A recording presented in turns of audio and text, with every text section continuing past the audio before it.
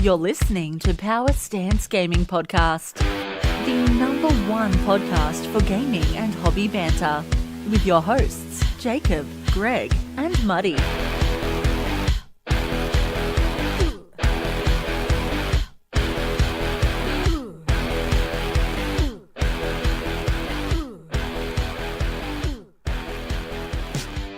G'day everyone, I'm Jacob Connor.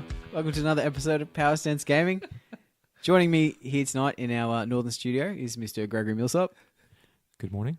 And Mr. David Muddy. How's it going? What's happening, fellas? How we been? Game of Thrones. Straight away. All right, yeah, straight into it. Straight into it. Did you watch it? You watched it? I watched You it up to date? today. Yeah. I watched it today. All right. Because I knew we'll be casting, so I knew this would come up. Okay, so I'm so- just going to get straight. Spoilers, obviously. So, yeah, Massive spoilers. how long, Greg, do you think this is going to take? Because you guys know this series. Have you both read the books? Yeah, but the book stopped. I know that, series but ago. you got more knowledge is what I'm getting at in regards to it. I'd like to get your takes Okay. on it. Yeah, sure. Yeah. Well, it's far away. What did you think? Well, First what of was all, your thoughts? So I know what mine We've had are. 2 Yeah, I episodes. know. This is the second last episode and the finale since we last recorded. So we Yep. probably need to cover both of them. Yeah, I think we do. Oh, for sure, especially Yeah. that second last one. Yep. So yeah, the penultimate episode, the capture of King's Landing. Yep. Capture, Yep. air quotes. I just want to say, called it. Last Yep. cast. Yep. What'd you say? I said she's a crazy bitch and she'll kill everyone. Oh, yeah. That was completely, yeah. Yeah. There's no other way it could end. No, With the no, way no. Oh, it okay. was steamrolling ahead. She's for 8 seasons. She's been saying, "I'm gonna get to King's Landing. I'm gonna kill all my enemies. I'm gonna burn the city to the ground." And everyone's gone, "Yep, sure." For freedom! Then she gets there. For and she's like, freedom! Because she's a liberator. I'm a liberator! Yep, Kill them all! liberate the whole world. What? You don't agree with me? Off with your head. Sounds a bit like Republican France. But yeah, anyway. Yep. I was really my thoughts on this series is that it needed more episodes. Would you guys agree with that? I felt like it was kind of rushed. Yeah, totally. It was very rushed. Yep. Like, it went from there's- 10 episodes to 8 episodes to 6 episodes, and you can tell. I didn't they've know how cut many so episodes much it was out of it. supposed to have. I didn't know they'd Yeah. shrunk it. So Same with the last series. It went from 10 episodes to 7. yeah, there was some key things that I was really looking forward to with especially the last 3. Say with the battles and stuff. Like this is the build. This is what we've been building to. I was like one of the ones that comes straight to my mind is the Golden Company or whatever. Golden Yeah. Company. Yep. I was so excited. Like, holy crap! These guys are apparently kick ass. Yep. Yep. Yeah, they just got nuked. Yep. Like that was a bit disappointing. And then Yeah. there's the fleet in the bay. Uh-huh. I thought, well, they fucked up the other dragons before. Like, there's freaking heaps of them with all the bolt throws. This is going to be... Nah, just torched all That was a cool sequence, though, when the dragon swoops out of the sun and... Yeah, catch that them by was... surprise No and- dramas, no... Yeah. But it was just really like, oh, yeah, no, that bit's done. Oh, yeah, this bit's done. Oh, yeah, this bit's done. I just Yeah. kind of was like... It was almost like you just tick it. I was... Kind of thought it'd be a bit more. Well, I think... Yeah, they called it... They built it up for an episode and a half. Basically saying, if we fight at King's Landing... Everyone's going to die. Yeah. You can't stop us if we fight there. So, Yeah. like, they foreshadowed that it was going to be a A smash. bloodbath. Yeah. Yeah, it was. So- and I know you can go, oh, well, they kind of foreshadowed it, but I would have liked to have seen a bit more Foreshadowing. Yeah. substance rather than Yeah. just, oh, yeah, they're It's dead. gonna happen. They're dead. Yeah. But I Oh, now what's she going to do? What's she going to do? Yeah, she's going to torture them. I'm thinking from the showrunner's point of view, like, how many big battles have they had in the past 2 seasons?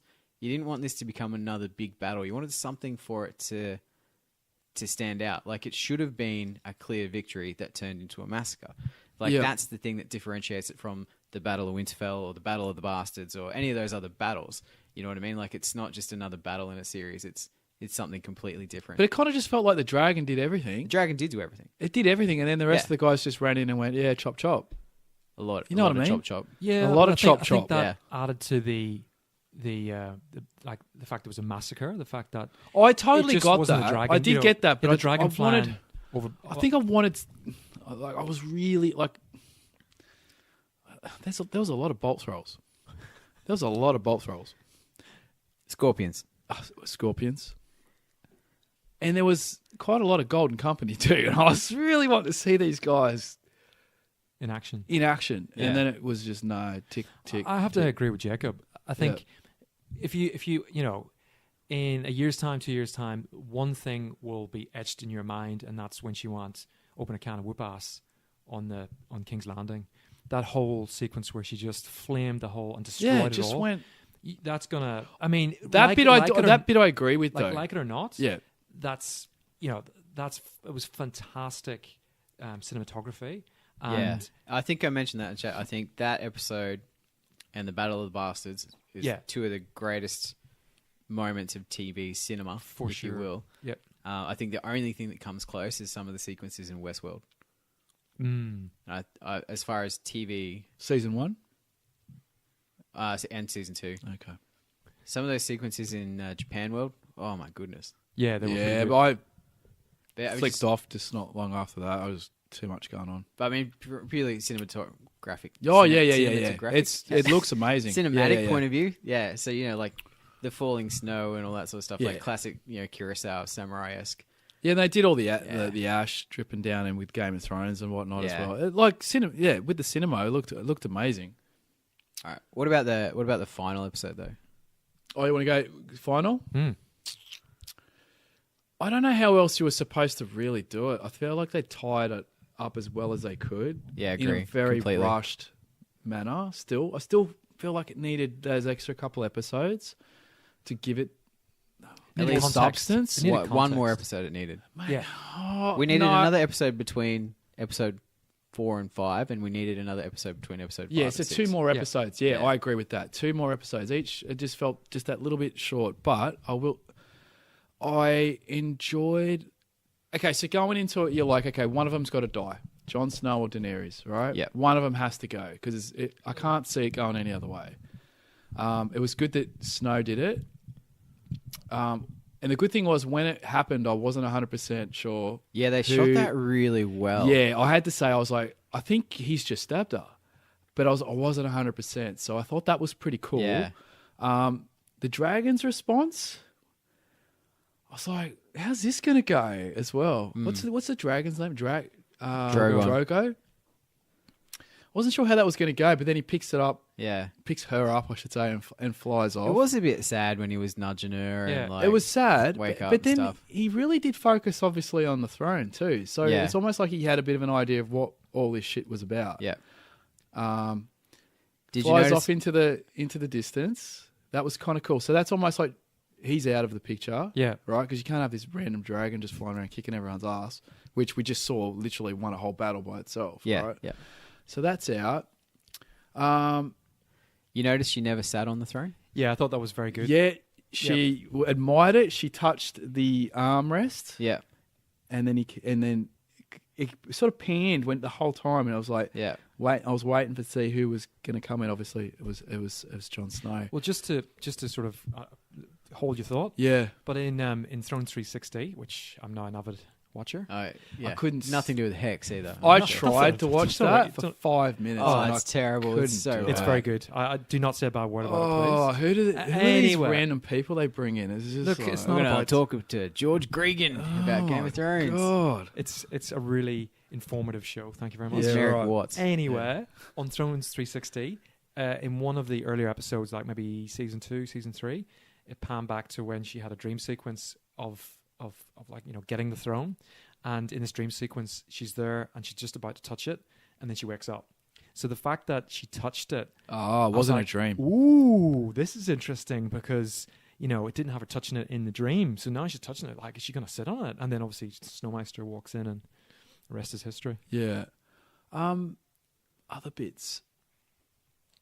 Who's the Raven? What's his Bran. Brandon? Brandon. Yeah, Brandon. Okay. The Broken. I didn't pick that. Mm. I didn't pick that. I thought they were building toward it. He with a just lot was of the never stuff. really consistently in the show. In this season, they start talking about the stories, Yep. and because they've alluded a few times that he knows all the stories, Yep. and I think they were really subtly kind of signposting. Well, it was pretty. For me personally, again, I think he another wasn't episode or yeah, two to give us some context. because Yeah. it felt like he's just there and then he's not. He's just Yeah. in the show for a split for a couple of minutes every now and then he's not. And you know So- what? Big deal. You know the stories, mate. It's the future we want to care about. No, Like- I think Well, I he think knows he's the future too. yeah. Well, he watching in Thrones 360, he was saying that he sees multiple futures and he can't pick which one that they're heading towards. But So- then he alluded that was the whole point. When Yeah. oh god, I'm hopeless with the names. Tyrion. Tyrion's basically saying, "Oh, I know you don't want to be, you don't." Want, and he basically says, "Well, I haven't come this far for nothing. yeah." Yeah, but yet That means he knew, like knew it that was was gonna one. happen. That was one of his futures that he could foresee. But he kicked Winterfell, being the boss of Winterfell in a touch. Just saying. Could But be. he also said it's in other places is like where he goes, I wish I could have been there for I should have been there for you. And he's like, you were Where you were supposed exactly to where be. you were supposed to be. Yeah. So all through that, Or did he say you were exactly where I needed you? No, I think he said that you were exactly Yeah. where you needed to Where be. you were needed or something yeah, like something that. like that. Yeah. Yeah. And even when Jamie talks to him, he implied the same sort of thing. No, this is the way that basically saying this is the way the story is supposed to go. Mm. Yeah. So don't feel bad. I'm moved on. This is bigger level stuff now. Yeah. But I didn't pick it. I didn't pick Yeah. that. Yeah. I did like the ending of the three main characters. I thought the that ending was brilliant. That felt pretty just like that was to me them tying the bow. There's sure. nothing really left Yeah. to be said. Then Yeah. she's off adventuring. All right, she's queen of the north. Yeah. Poor Jon Snow's back out in the ice. Well, Yeah. yes and no. He's going to be boss of the wildlings. Well, King Beyond the Wall. Yeah. Yeah. Totally. And Did know you what? get He the was- feeling when he went out and the gate shut that it was? That's it. Do you That's think it. He's Yeah. gone. that was him almost? But turning his back on Yeah. Westeros? Yeah. Yeah, He's totally. gone Yeah. skis. there was almost like a weight off his shoulder. Yeah. Well, Yeah. he was happy when he was out beyond He the wall. was. And that's Yeah. the thing that Jerry's like, it's so sad. I'm like, when's the one time that Jon Snow didn't really have heaps of shit to worry about? And he was banging that hot redhead out beyond the wall. Yep. Not wrong. I Which didn't use those words with my wife. I said, fucking her. Which interestingly, they said when you're at the Night's Watch, you can't take a wife, but the wildlings don't take wives. Yeah. You just get shacked up. Off you go. So I thought that. Oh, I didn't even think of that through. Yeah, so nice. I thought that was a perfect way to wrap up those three main characters. I think some of the other ones were a bit weak. I did like the small council with, it was so awkward though. Like it felt like people playing politician, but also I Yeah, think yeah. probably the best small council that Trying to Westeros use- will ever have. trying to use Yeah. the big words, and it just didn't feel like. But I then- think- but it was funny because then it reverted straight to whorehouses. Yeah. Yeah. Like the base element did Yeah. still come Yeah. out. Yeah. Yeah. No, I thought that was really well done, actually. And I'm glad that Brienne got, because I was really worried they were going to end Brienne's story when she's crying up in Winterfell because Jaime Yeah. broke her heart. I thought that's the shittest ending for her Yeah. possible. Mm. But the fact that she gets to know, she writes his chapter in the book and all that sort of stuff, or finishes his chapter in And the she's book. sitting on the council. And and she's head Yeah. of the King's Guard or whatever. Yeah. Like, I felt that was good because that was about the only story I thought How had they're the going to potential do it? not to wrap up well. Yeah. Yeah. Because she's one of the strongest characters in the game. I'm like, oh, I'm just gonna cry over a man. Like, Yeah. Really? yeah, Yeah. I'm Her glad they fir- fixed that up. But it was a first. yeah, Yeah. yeah. Could do worse. So are you going to sign the petition to have it remade? Are you going to be one of the Man, this is all over the One- news. one Like, point- this is huge. 2 million people? No. It is, currently. Because one of the girls in the office, she signed up and she showed me the petition. Why? All right, 1.2 this is the million thing people. that shits me so much that we live in this age of entitlement around this stuff. Where we However, don't go there. think, all right, what hold your if- horses? What if you take the different view and go, if you sign it, you get an alternate version of the last season? But why? Like, this is someone's art. I wouldn't. It's not. You don't go to Da Vinci. Oh, the Mona Lisa is nice, but I'm more into blondes. You know what I mean? You've got to just respect the fact that this is someone else's story, and you might not like it, but that's okay. But we do that with comic books and whatnot, as in you have all sorts of different alternate worlds and versions Yeah, of but it things. also doesn't cost hundreds of millions of dollars to make a comic book. No, but what I'm getting at is if it works and they want to do it because they make enough money out of it, I don't know. But I don't think so. I don't think so. I'm not signing it. Yeah. But like at the end of the day, you might get another version. No, It's to not me, that big of a deal. it's immature. Yeah. Oh, it's I think childish. It's like, this is not the way I wanted it to end, so I'm going to sign a petition. Yeah, it's crying. But you know what else this reminds me of? Star Wars. Yeah. Yeah. I wanted Rey to be Luke's daughter. Yeah. I'm going to cry about it. I didn't want a strong female character. I'm going to cry about it. Yeah, fuck you, neckbeards. Yeah. Yeah, I just think I think like I wonder if history will Snoke's too powerful to die like that. I wonder if Game of Thrones will go into the history annals. Annals. More about that later with Brad, maybe. Oh, That's that's so 20 minutes good. in. Yeah. As the first mention. That is so, So, good. so maybe do you think like fast forward and people just look back and just go, really? Like, what are they on about? Like, it was a second-rate show, perhaps. Do you think people will do that? You think? No, I don't think so. I think you'd look at Game of Thrones as probably defining of what we think is good TV at the moment. You might not like every bit of it. I'm not saying you have to even agree that it's critically great, but it's home cinema. Yeah. And the popularity of shows like that, like Westworld, like Ballers. Ballers. Yeah, definitely. That's just What? because your missus is in love with The Rock. Yes, she does love The Rock. She also likes Gridiron at the moment, so fingers crossed I can get to watch Gridiron later this year. But you know what I mean? Like we're going to look back at this, and it's going to be those genre-defining things. Like people look back at Star Wars, going like it brought sci-fi movies well into the mainstream. You look at Star Trek, it brought sci-fi TV shows into the mainstream. Like these shows that have paved the way for big blockbuster TV shows.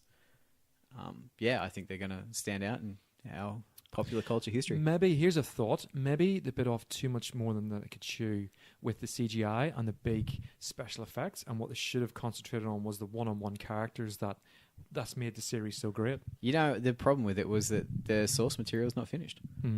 They had to interpret what George R.R. Martin wanted from his notes. And yeah, he said, oh yeah, that's good enough. But you know, his version's going to be Yeah, way well, better. it is. Yeah, it's going to be different. So if they had waited 10 more years till the series was finished. Yes. How far out is he? Just out of curiosity. I don't know. Two years books. away. It's two books. He's got 2 books to write. But Two he's been books. on And this- he's really slow, isn't he? Yeah. Well, it's Because been he's got to describe 6 everyone's years. bootlaces and whatnot. It's been 6 years since the last book. To the point where people have said, like, he's been on Facebook, like, having a coffee. And people said, what are you doing? Get back to your bloody office and finish, right? Like, literally, he had people saying, get back to your office and That continue shows you writing. the mentality of the people that are watching this show, though. Yeah. You know, what are you doing? Hurry up and finish the thing because I want this now. Yeah. And it Well- better be the way I wanted it. Interestingly, now they're going to do the prequel.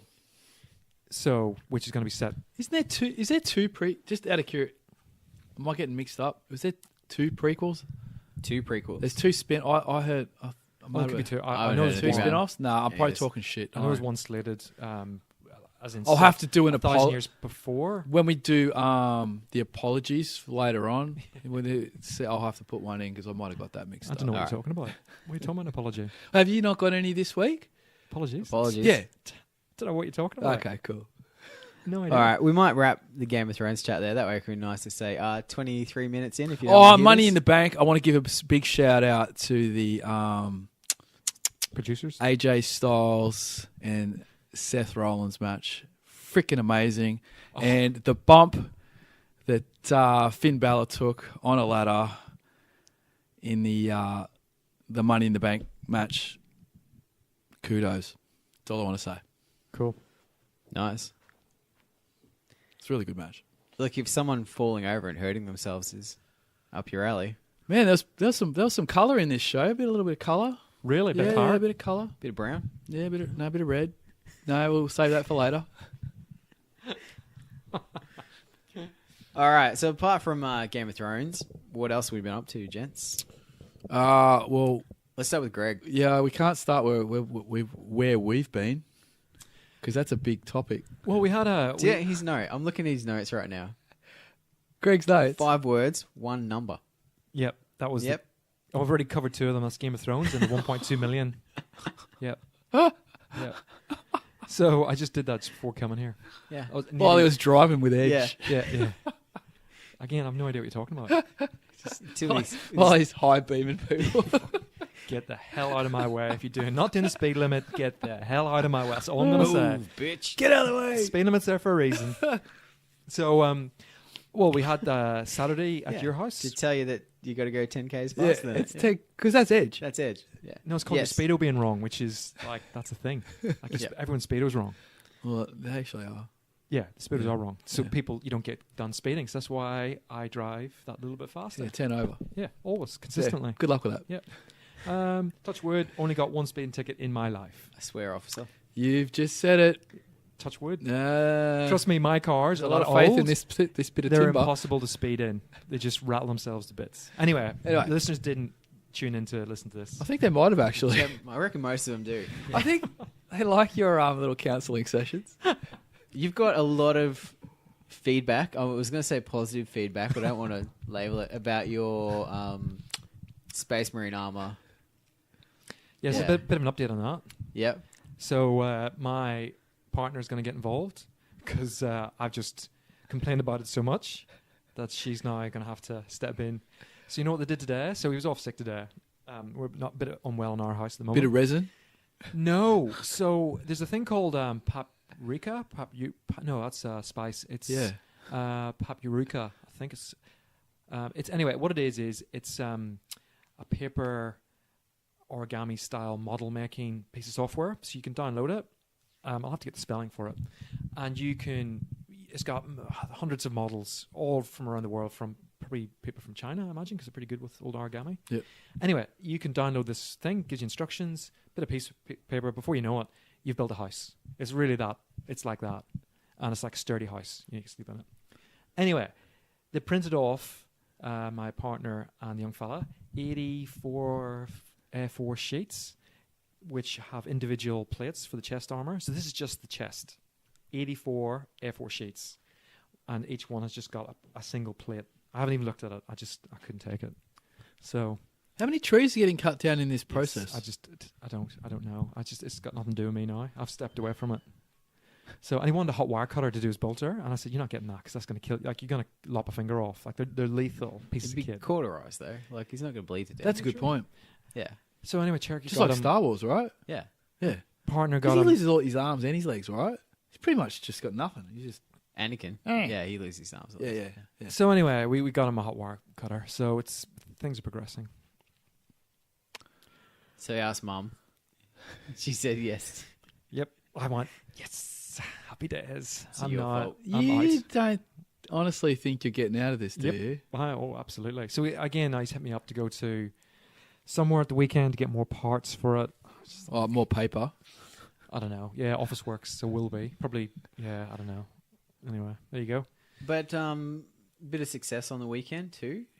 Yes, yeah. So by the time this comes out, you'll have seen it as tomorrow's Workbench Wednesday. Yep. He won a trophy. The young fella did. And He entered the junior competition at, and I can't remember what it is. It's a model building society on the north side of Brisbane. Yep. And he came third place. So he was up against tanks and planes and all that sort of jazz. like historical type stuff because they're Yep. models. Well, Yeah. models, yep. Yeah. And he submitted a Space Marine chaplain and got third. And it's peer voted, so that's really good. Oh, cool. Yeah, so anyone who enters the comp Has to gets- vote. Yeah, gets a piece of paper and off you go. Yep. So that was really good. So he was really shy going up and getting his trophy. But, Yeah. but good on him. Good on him. Was there It's- many other like entrants that were fantasy sci-fi genres, or were they more just models? Yeah, it was, I would say, 95% models. There was a couple of Space Marines. There's one like sci-fi bust. There was a couple of, they had a sci-fi section, but that was more sort of Star Wars. They had a big alien face hugger, like a real life scale. Yep. They had a cool, I took a picture of it, I'll show you later. Great radio, but I'll try and explain it. They had the blockade runner attached to a rod, and then behind it they had a Star Destroyer. Oh yeah. And then, so they had the picture of the Star Destroyer in colour, and then a rod up the thing's ass. Again, no pun intended, Brad, of the blockade runner. And then they had two painted rods, black and then orange, like like fluorescent orange with the laser blasts Yeah, coming nice. out of the photo, and I thought, oh, that's that's really creative. That was really clever. Yeah. But a Gundam won the first place for that for the sci-fi section. Oh yeah. Which was Yep. sick, really good. Those Gundam models are insane. Yeah. Well, he had one with a sniper that had Yeah. shot another one, and it was like half in this big sort of epoxy puddle of goop type Yeah. stuff, and then another little small tank that was sort of Oh, so it was like, a diorama. yeah, so it Yeah. was like laying the boot in, even though the Gundam was like all messed up in the goop puddle, and just been shot by a sniper. These little dudes like having a bit of a crack at it. So it was really good. It was a really good. It was an interesting morning. Like bloody hell, scale models. Insane, aren't they? Like, whew. Top tip. Okay, so listeners, Here we go. right? Top tip: if you go to a show that is for painting and displaying your wares, shall we say, like you're entering a competition, if somebody says to you, "That's all goes to the front," please listen to the moderator and the judges, because we had, shall we say, one incredible neckbeardy type who was McDonald's challenged, shall we say, who did not listen. He won like 6 awards, and every time he stood at the back of the like he stood as far away as possible, and it's just like, right, come on, all right, I'll just take a coffee break whilst you come up there and get your award. And then what did he do? He went back and sat down, and then he'd win a 3rd place, get his award, walk back, and then they'd come, right, you've won a 1st. I'm like, oh, gotta walk all the way around. Well, he sounds like he's all right though. He did a pretty good no, job. Very talented dude. Yeah. Like incredible, if you like, skill models. Yep. But yeah, just please. Everyone else was at the front, apart from Needed to move more efficiently. yeah. He needed to accept his awards with a bit of edge, Muddy. Yep. That's true. Yeah. That's Nailed true. it. But he was Nailed very tired from the getting the models There done was, the night before. Yeah. Well, should we say there was some puff being exerted by the time he actually got to the dude? I'm not even joking. Well, he had to part the crowd. He had to get through this sea of. I'm a bit concerned Gamers. that the one overweight scale modeler out there is going to know it's him you're talking about. No, he won't. Pretty sure he won't. No, that doesn't limit. Doesn't thin the numbers. I'm just saying for his own health. Like, he just needs to ease off the macros. Ease you off. know what I mean? Yeah. You know what I mean? Come on, think about the health. Think Yeah. about that ticker. Try cocaine. Because it does great stuff. I want to see more of it. So come on, bud. Definitely try cocaine. Smash Imagine into how that much he'd some of that- produce then. that vegetarian stuff. We also picked up Rebel Assault. So for $40, man. That's all right. Yeah, pretty happy with that. Yeah. So friggin' hell, where do you start with that beast? Whew.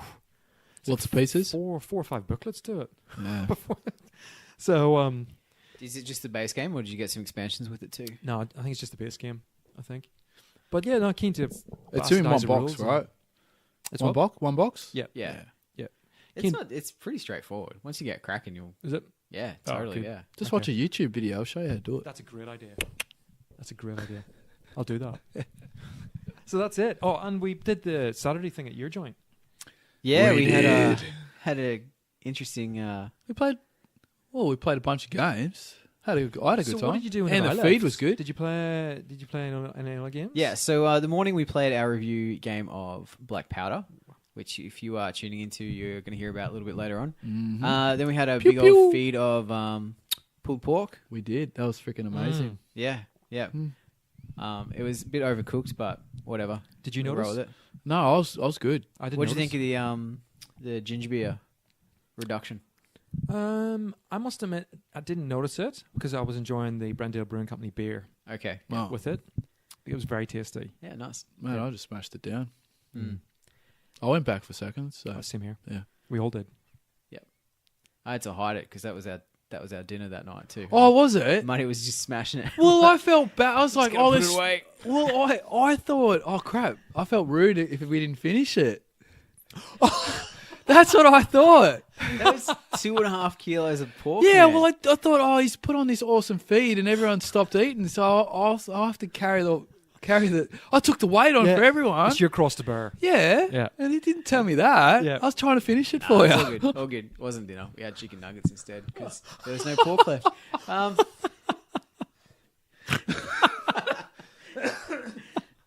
But it was fun, and then we played. I'm having flashbacks to eating people's meals at at the That's right. Alderley Tavern. Was That's it Alderley? right. Yeah. Yeah. Yeah, it was Alderley. Yeah. Yeah. Yeah. Was it Nathan's? Nathan. Yeah. Yeah, I was eating Nathan's his Burgers, chips something? and Chips. That was it. Then we cracked out a game at Delta 1-0. Yeah. Yeah. Jono and JT. JT. Had a game That of was the that. first. That was JT's cherry, I believe. No, Jono. Oh, sorry. Jono's cherry, Jono. I Yes. believe. First time he played. Yeah. Yeah. And that was good. He got a sneaky win too, didn't he? Jono? I think he I got. was dealing with kids most of that game. Yeah, Yeah. Jono did get a win. Yeah, I'm pretty Yeah. sure he did. Yeah. Close one, but It was very close. Yeah. The experienced So- JT. Yeah. That was the first time I cracked out my Suburban board for a game. Oh, it was great. I gotta say, I was Oh yeah, that's right. Yeah. very jealous. All I want to do is just knock all the Delta 1-0 models off and play Fallout. For But light. Yeah. There was houses, TT Combat. Was TT Did you have to Combat as well? pull? Did you have to pull out? Yeah. Yeah. Yeah. Thought so. Unreal. Yeah. Really good. I've got one over there. I actually specifically got one because you'd done yours, and I was like, yeah, that looks pretty fucking The cool. pool. Yeah. But I wanted to do one for my Suburban board. And then we played something else. A game in the works. Yeah. Yes. Something. Oh, nice. Something. Yeah. Yeah. Leave that hanging there. And I think we came up with a couple of little questionable things yeah. that we thought about, but we had quick, easy fixes for. But then There's been some. there's some new developments. Anyway, we'll move on. You always do, though, like playing D1Z.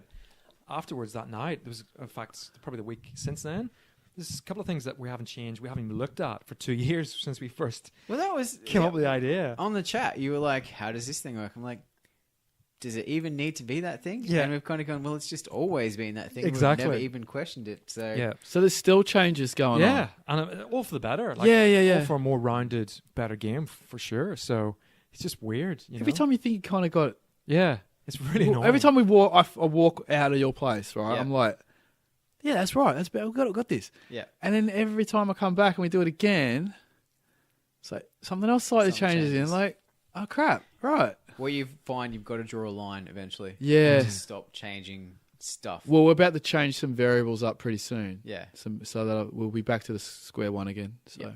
anyway. more play testing. Yep. So what else you chaps been up to? There's been a few games being played midweek. Yeah, well, we had a game Sunday night. We've had another game of Black Powder. We've had another game which was absolutely horrible for the British, I have to say, Oh. and the Germans. I might the add. dice rolling in this game was We couldn't. So Yeah. no, huzzah! no. No. We couldn't get our orders off, and then Save it. we'd for lose. for the review game. Though. Okay, But then we also had a barn sesh. there was a barn sesh, which is shed number 2. 2, yeah. Yeah, which is the Bruce Manor, because it's a barn. So we call it. Yeah. I don't know if there's the barn. The barn, yeah. It might the grow. barn, yeah. So hang on. So he's moved. Is he still in the? You're not talking about the veranda. He's moved. I to will the- talk about the veranda shortly. But so is, Yeah, is it, it moved to the weighs. barn or is it in Eh? the veranda? It's in the barn. We're in the barn now. We're Okay, upgraded. yeah, The posh. barn, it's pretty flash. It's fucking cool. Yeah. It's Yeah. it screams. It's like the Necromunda review. Screams potential, Oh, yeah. but it will follow through. Yep. Yeah. Yep. So what happened? So spill. Come on. Well, There's been some chat. Money played Well, some War Master. I played. Yep. Big shout out to Big Mike for letting me use his lizards, because I've just purchased lizards which are situated somewhere in here. Anyway, Yeah. they're here. Just got to wait for bases to arrive, and then I can crack on. Had a game against the Bruce. It's fucking towed him up. Batman But or War Master still. War Master. Okay. War Master. So we'll go across the boards. So I played War Master. There's Batman. Jacob, you beside played you. Brad, Bubble Boy, Yep. at Vanguard. Vanguard. So I delivered his freshly painted Night Stalkers Yep. and then proceeded to use those Night Stalkers against him. You smash him up with his model. Look, yes, Yes. Well but done. he snatched Sorry, the bro. objective and ran away with it, and I couldn't catch him. So it came down to a dice roll or Yeah, something. You was yeah. he playing rats? No, he was playing the Northern Northern Lights, Lights? which Oh, I okay. also painted for him. But yeah, so we played the mission where it's a good one. So there's a marker in the middle. You go to the marker in the middle, and that tells you what marker on either side the objectives in. Oh. But you can't go to the side markers until the middle markers caught. Like it's Yeah. like it's a good little scenario. But I just couldn't catch him. He just He just hightailed it. hightailed it to the back of the board. That is such a bubble boy move too. Yeah. You know what? When we finish off the rest of the story, he bloody deserved what he got. Deserves it. Although the Mind Screech model, the big floating brain. Yeah, that looks good, man. It's so good. Yeah. Like this model, I was I haven't used it yet it's got an ability that lets you cast a long spell as a short. as a short. Yeah. So I was moving it, or running it, Yeah. fatiguing it to cast the spell. Yep. So a pip to fatigue it, not a pip to fatigue it, fatiguing it, a pip to make a long spell short, 2 pips to make the spell boosted, and then I was adding a pip to hit. And it was just like boosted lightning bolts just blasted him to bits. All right. I have to remember this. It was so good. And the other thing with the Night Stalkers is the horror models that gives Yep. everything Bane Chant. Yep. Oh, so good. Yep. Like 13-point model or something. And all they do is they just That's give all. But everything that is all else they do. give, But they can Bane still Chant. sit on objectives and whatnot. Yeah. But yeah, that's their shtick. So I actually really enjoyed playing with them because it's definitely not my aesthetic. Creepy, undead. Yeah. I didn't know how they'd Stuff. really go, but I got them in as part of the Kickstarter, and I Yeah. thought, you know what, I'm going to paint a Mantic. You know, because we've got all the G'd up ones. I thought, you know what, I'm going to get one of the actual proper Mantic things, and the Night Stalkers was like, yep. Just do that. I got to say though, after painting the Northern Alliance, which I thought were really nice, the Night Stalkers were a big step down. To me, it's model-wise. more the assembling. Yeah, the way they were molded and the poses and Yeah. just the general. I felt they were, and I know they're undead Night Stalky things, Yeah. but I felt there was a real lack of polish on some of the models. Yep. There are a couple of standout. Obviously, the Banshee with the big open Demigorgon mouth, the Yep. screaming thing, and the Mind Screech, the big floating brain. But for a lot of the other models, that I just thought, I like the Reapers, yeah, but they're I okay. like that. Rah, I'm going to get you. Yeah. To me, I just couldn't Stab, paint stab. I just kept thinking they're just Gene Stealer knockoffs. I know, but That's all I they are. like the Oh, Tyranids. really? It's Gene Stealer. I like the Tyranids. So Yeah. you know, the aliens, Tyranids, whatever. So yeah, he won. I got the moral victory, Oh no, we all won. and then We all won. and then What about who else? Who else was playing? Big Mike and Jono played Batman. Big Mike and Jono played Batman. So I think it was. Was it? It's obviously Mr. Freeze crew, and I can't remember what. He had Batman. Batman. and It was some- Batman. I think some Big cops? Mike. I think Big Mike got the win in that one, in a close one. Mr. Freeze is really hard to get around. He would have played Batman because I think he has all the acrobatic. He can kind of jump around and use all the the fanciness to get around the Parkour. basically, yeah, Hardcore parkour. yeah. Yep. Anyone else just gets templated to death. Frozen. Yeah, yeah. That's cool. So Vanguard, War Master, Batman. That's wicked. Yeah, it's so a it's good not night. just a Batman session now. It's becoming just like A gaming session. you rock up to play games and just hang out and have a laugh. I just want to quickly add, I think the reason I got a win against the Bruce, 2 parts. One, it was still Saurus Cavalry. well, but then he had 3 undead. parts. He had undead cavalry too. And he had a big division of them as well. So we both faced off. I got the charge off, but I only took half that division into there. But one, I was saying to him it's an intro game still because I hadn't used the lizards. So I was Nice. going for that 70-30 rule. And 2, he was by the time we got to the crux of the game, Oh, yeah. he was sugared up to his eyeballs. Really? He was whizzed out. Like, as in, what was he He- drinking? Or He eating? went and bought like a ton of alcohol, right? Yeah. And he Host with the most. host with the most, right? He's such a good host. Dave, you want a recording? I got you some recordings. I'm like, hell yeah, but you got to have one with me. Not some recordings, a case of recordings. Yeah, a case. There's a case there, right? Far right. Yeah, and I'm like, holy crap, well, you got to have one with me, right? Sort of thing. He's like, all right, yep, all right. Now, Bruce doesn't have a lot of sugar. Really? No. Oh, that explains a lot. So he's had two of the big recorder, not the little ones, Yeah. two of them with me. And he's But then eating he also those had little a lollies. bag of He's eating the lollies and gummy the bears chips and stuff as well. And the chips as well. But towards the end, mate, he was eating muffins. It's just like sugar, sugar. Oh, To the man. point where I think we can step in and do the Brad story now. But post the Brad story, he's trying to relay information to us and he couldn't because one, his eyeballs are twitching all over his face and he's crying and he's like, he can't breathe. Couldn't breathe. Yeah. He couldn't breathe So because of the sugar. a bit of context around the Brad story. Brad had a beverage or two He's had a few. Yep. during our game. The Bubble Boy is liquidated. And a couple of points where we were checking something in the rule book and I was feeling seasick because he's holding this book and it's going, whoa, whoa, Ahar! whoa. I see land. Like if he laid down, he would have had trouble holding onto the ground.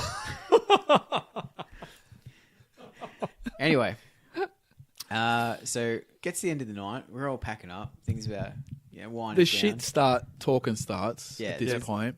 And of course, a lubricated Bradley Yep. is renowned for slinging some shit. Yep. Yep. Yep. Quite literally. But then, oh god, I gotta Well, deep breaths. he Deep breaths. he needed to go and do a number 2. There was, Right. there was business, So- business afoot. So it's like I think he said something to the Bruce. He goes, "So where do you go to do a number 2 around here?" Sort of thing. That would have scared Mr. Like Bruce. you just do that at the side of the shed or something. No, you got to go inside. So they go for a little Leyland Brothers journey towards So the from house. the barn, across the lawn, Yeah. Now, down it's some not steps, far. It's across not a little far. bit more lawn, Yeah. up onto the veranda. Up. There's topography to Here's negotiate. here's where the mistake happens. Water and thongs. It had been raining. What happens with water and thongs Oh, there's an ice rink. on a deck? Ice rink. Yep. Now, when you're lubricated, how does that usually play out? Not good. It's not going to be No. good. So, Bubble Boy proceeds to fly into the air, and gravity only works one way. And that went wholly and solely into Bubble Boy's ass as he collides with the pool decking. Now, I can still see it. It's one of those things that I'll see. It's like off a cartoon. and I'll still start giggling about yeah, it. it's like a cartoon where the person loses and the legs just keep going up and up and up and up, and then eventually gravity kicks Boom. in, and yep. Yeah. Now, the Bruce is reporting that he heard a gunfire as Brad's Bubble My Boy, fuck off. as Bubble Boy has collided with the pool deck. The force has fired the cannonball multiple times. Oh, no. It's not even like a bit of turtle head touching cloth. It's all the way. It's quite a bit of horse galloping motion. Like firecrackers going off on New Year's. Allegedly. Allegedly. Now, eventually, Barber Boy has picked himself up. It did take some time, where we were kind of rolling around in stitches at this point. Bruce can barely mutter a word. He's completely sugared out at this point, has lost all forms of speech. Just crying. He's just crying. Bubble Boy has gone in and to the house and assumingly scraped out whatever needed to happen or finished off whatever he needed to do. You know, I wasn't there to see that. Yeah, so, yeah. this is just, It's third hand. it's well, you just work with the laws of physics here. Yep. And now he has since seen a doctor, I believe. He actually had to go see a doctor. Now, what was the prognosis, Jacob? All right, that's all. Because you're more of a That's what I'm looking scientific guy than I am. All right. Have you got the actual So, diagnosis? Yeah, I've got it here. Yeah. What was it? So the X-rays confirmed that he officially has subluxation of the second coccygeal segment of the posterior. Yeah, posterior. In other words, Yeah. he's dislocated his ass. He broke his ass. Now, I don't know if it was from the impact or from the fireworks afterwards, but maybe the fireworks didn't help. But no, I didn't see anywhere in the report that his underwear were damaged beyond repair. Now, we do need to make it clear he denies the allegation. He's denying. That was follow through. But that's what everyone would do, right? Like,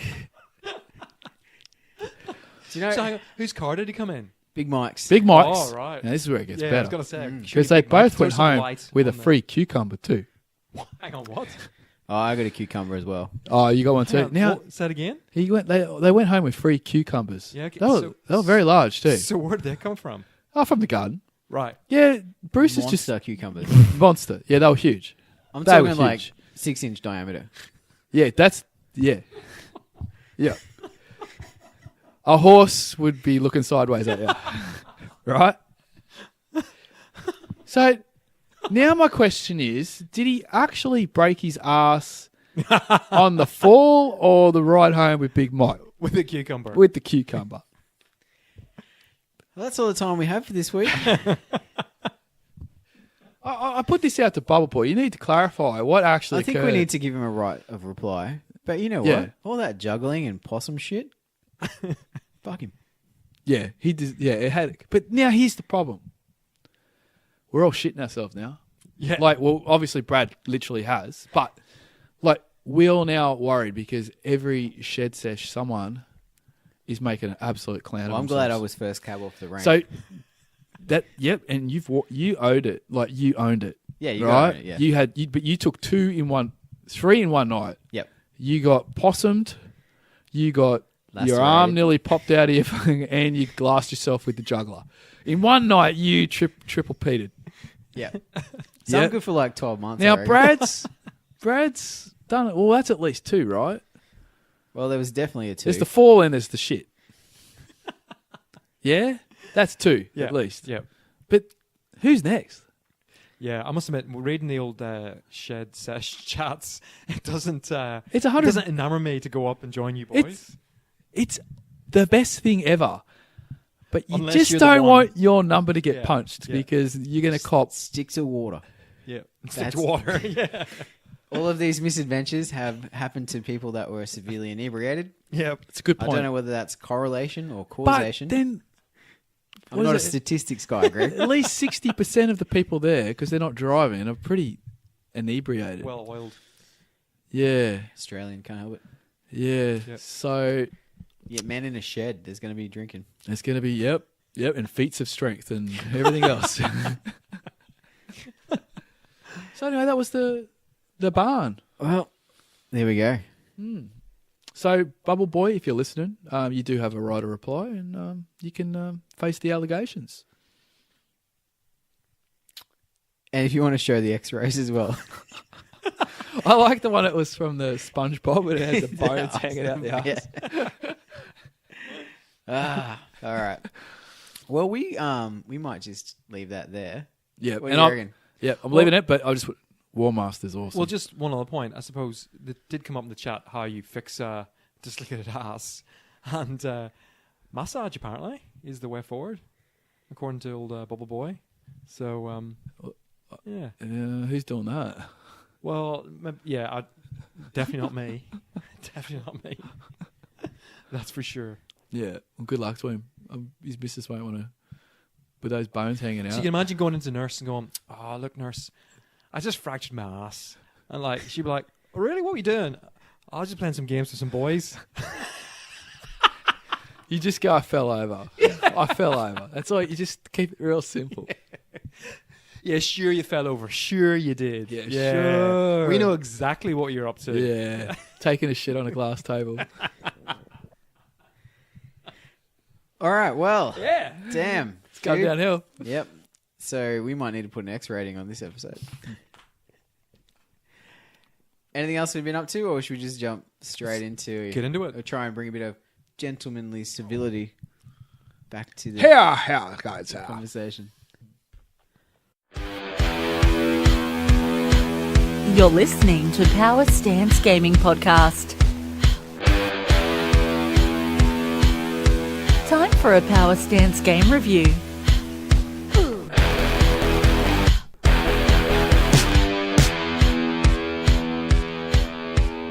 All right, gents. So we are here for a review tonight. And Mr. Muddy, you want to tell the listeners what we're here? Black Powder. Specifically,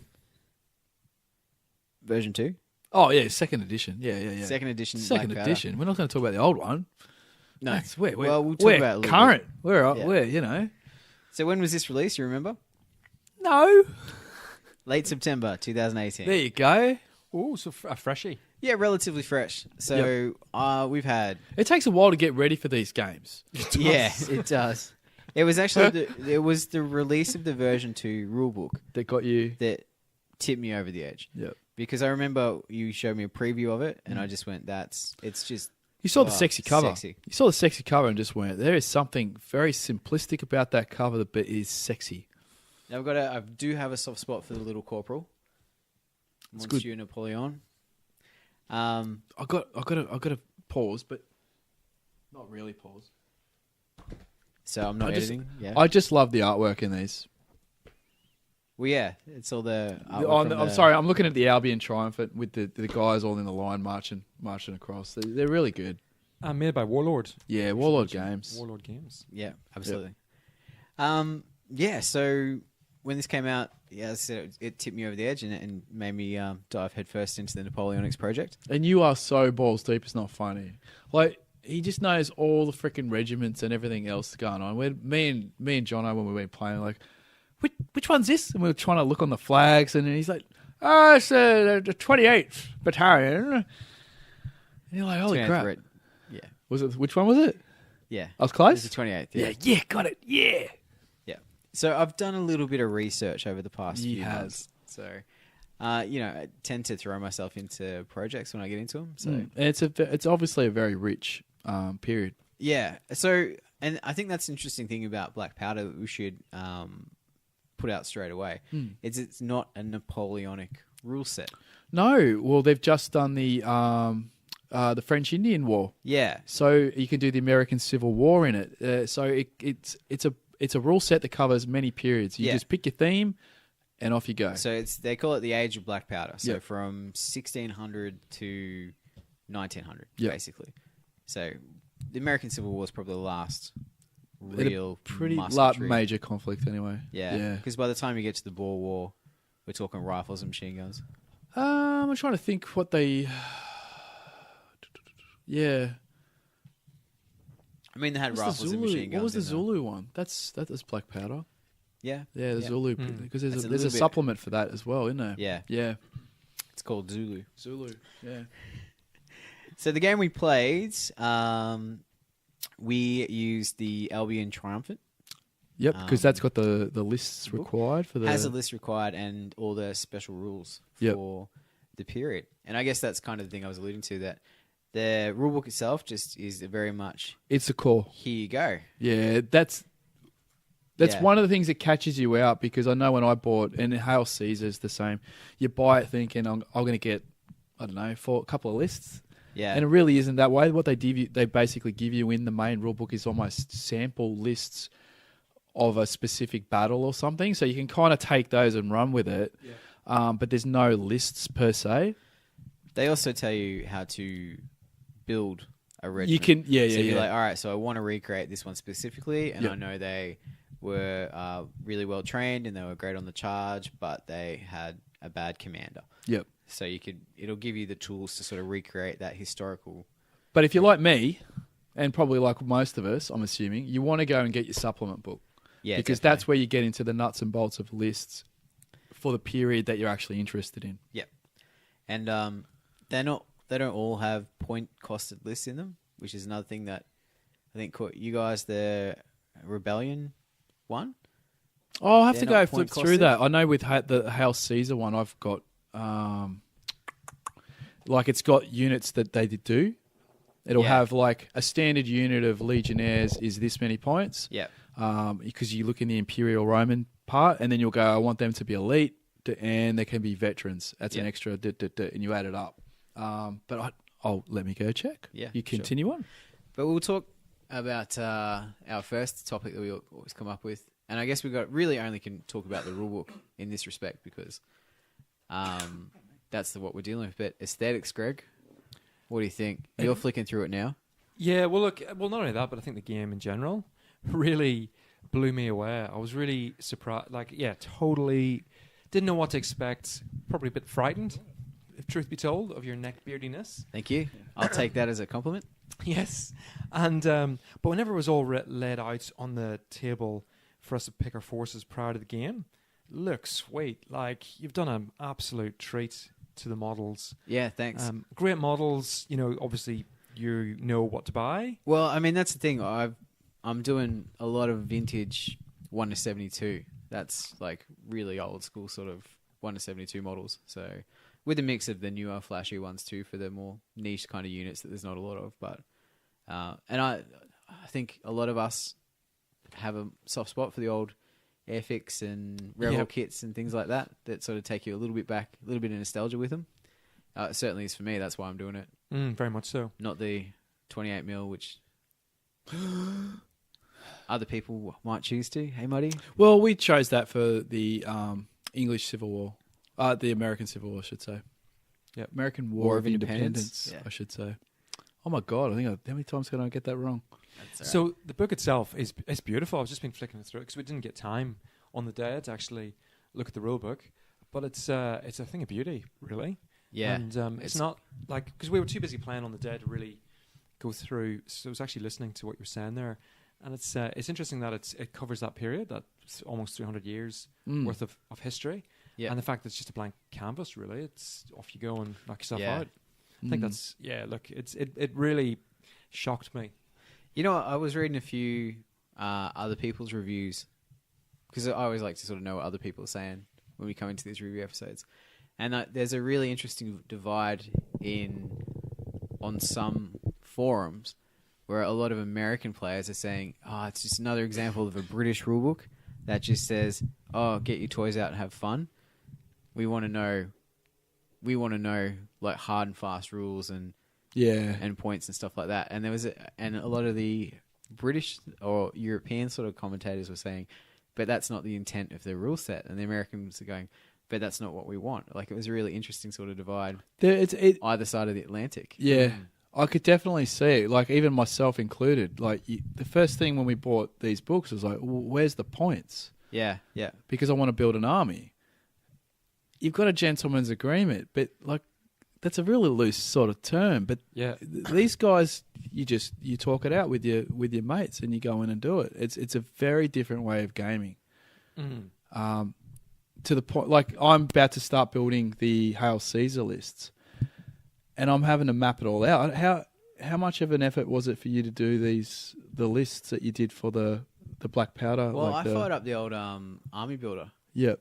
Oh wow. Yeah. Did you have to reinstall it or? I did actually, and I was really surprised my license still worked. Oh wow.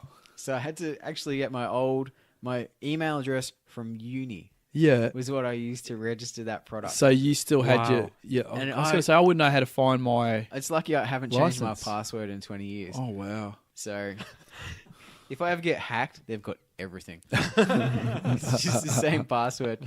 That's terrible. But yeah. So actually, because I tried like my home address, and I tried my work address, and I'm like, what? And fuck, it's been that long. It was my goddamn university email address. Oh, right. I used to activate the product. But it worked, and I downloaded the Black Powder plugin. Oh, so that's all on. So that was literally all on there. Yeah. Okay. But look, if you got the supplement Albion Triumphant, you'd be able to knock up a pen and paper list. Yeah, that's where I'm at right now. I was about to start doing the Hail Caesar ones. Because the other thing too is that I'm working from historical orders of battle. So I knew that in the 5th Division there was, in this brigade there was 2 units of foot and a unit of Highlanders and the 95th Rifles. So like I knew what I had to cost up. Yep. And from there it was really just tweaking things and balancing things, adding in another battery to the artillery brigade to balance stuff out, kind of thing. And so how many points did we play on the day on the Saturday? 350. 350. Yeah. Yep. And so just for people listening, in around October, is it? We're going to have the... Yeah, so my birthday bash this year, that's the plan, is to have a big, massive multiplayer, 1,000-point aside. Yeah, battle. so that'll give you a bit of a scope, Yeah. just how many models there's going to basically be. We had over 400 models on the table for 350 points. Yep, at 350. It's something else. Skill-wise, it is something else. Yeah. Well, that's the other reason I went 1 to 72. I want So because you want lots that, of you miniatures. want that epic sort of feel. Yeah. You definitely felt it playing it. Like it was an epic battle, and it was only 350. So 1,000, holy moly. Bigger board. Yeah. For sure. Mm. You would have to be. Yep. Oh, Yeah. absolutely. Even our game, we played 300 points the other night. Yeah. And the board was too small. Because my cav got charged first turn or second turn and ran away. We're like off the board. Yeah, it was So, that was a weird It was a situation drawn because combat and I ran off a the drawn board. combat, and we both ran away. And the only reason my guys didn't run off was because I charged. What? They were further down the field than mine. Whereas, So yeah, the big board is really essential in this game. Yeah. But we might get to that when we talk. yeah. I suppose we should talk Yeah. gameplay now. Oh, Gameplay captures the feel, for sure, I think. I had to apologise about 70 times because over the last few games, because I've been playing Warmaster. Yep. They are so similar, but there's some little differences that just catch you out. Like with Black Powder, it's sort of streamlined a little bit more, obviously being a newer product. For example, the orders, and I'm assuming you probably want to start basically with orders, so this is why I'm sort of bringing it up. In that, in Warmaster, you can reorder people, like Right. you can, and you take a negative for the command and everything else. Whereas Black Powder, it's done on one roll, and depending on how much you succeed by, tells you how many things you can do. Yeah. Or if you fail, like you then go to the blunder charts and whatnot. So it's very similar, but it's just slightly different. You know, instead of constantly rolling, you're just making that one roll. What if I said these names to you? Messieurs Rick Priestley and Jervis Johnson. Yeah. Like, there's a reason that it's similar. Very to similar. Warmaster. Well, when I was listening to the Black Powder review by Rick Priestley, he was talking about what made them come up with the game. And he specifically said that when they used to play Black Powder, it used to take them the whole weekend just to get into the combats. And they were trying to think of a way to sort of speed it up a little. They just imported Warmaster. He literally said, we imported Warmaster, a game we'd already created, and it worked fine. They just had to tweak a few things. Yep. And there's Black Powder, and now you got a second edition of it. Once again, tweaked just that little bit more. Mm. So, Yeah, no, it just works perfectly. I think the way you issue orders is a big part of it. yep. And one of my favorite parts, you know, the first battalion of chasseurs are going to advance to the building and assault Muddies, Highlanders, and wipe them out and capture the building. Yeah. But you suppose it does say in there, like, and this is as we were just discussing earlier with the European feel. Like you're supposed to get into the feel of it, like the role playing element. You're supposed to give the order like a proper order almost. You know, get a bit of flavour into it. Yeah. The Hamelin Regiment are going to hold the field by failing their order roll. Hold the line, and have a bit of fun with it. But not only that, like one other element that's very interesting in this game is it talks a lot about having an umpire. Trying to have an umpire, a third person that's not necessarily in the game, if you can, to throw up weird scenarios or hidden units or all sorts of other little things. So very much that gentleman's loose sort of feel. Yeah, definitely. Yeah. So I think you've got to play it in the right spirit. You've got to be willing to, bark your orders out. And, when Greg rolled up his huzzah, I made him shout out huzzah before I let him apply the dice and that sort of stuff. And Then I got into it. I was like, right, this is a crack. You know what this reminded me of is and this is completely left field, but G-Dub, when they originally came out with the Age of Sigmar rules, remember you had to do all this weird, funky stuff? Yeah. Well, it's kind of touches on this a little, but obviously it's all in character and a bit of fun, but, you're supposed to have a bit of fun with it. Yeah, I think it's better done. Like, G-Job was tongue-in-cheek. Whereas this is in character, semi-serious. Yeah, in character. Yeah. But just trying to get you to sort of loosen up and just treat it like it's a game. But also, I think the way the orders work, which is you've got to roll under over your leadership or under? Under your staff rating, yeah. So the fact that there's a complete random chance, right? So it's beyond you. You've just got to roll the dice, and whatever happens, happens, And hope for the best. and hope for the best. You can still mitigate it though.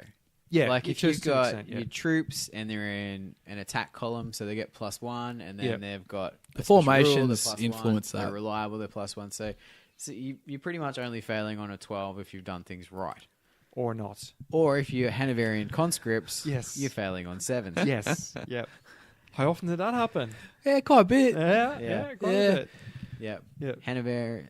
Hanover's finest. Right Oh, what was Jono doing with the cavalry as well?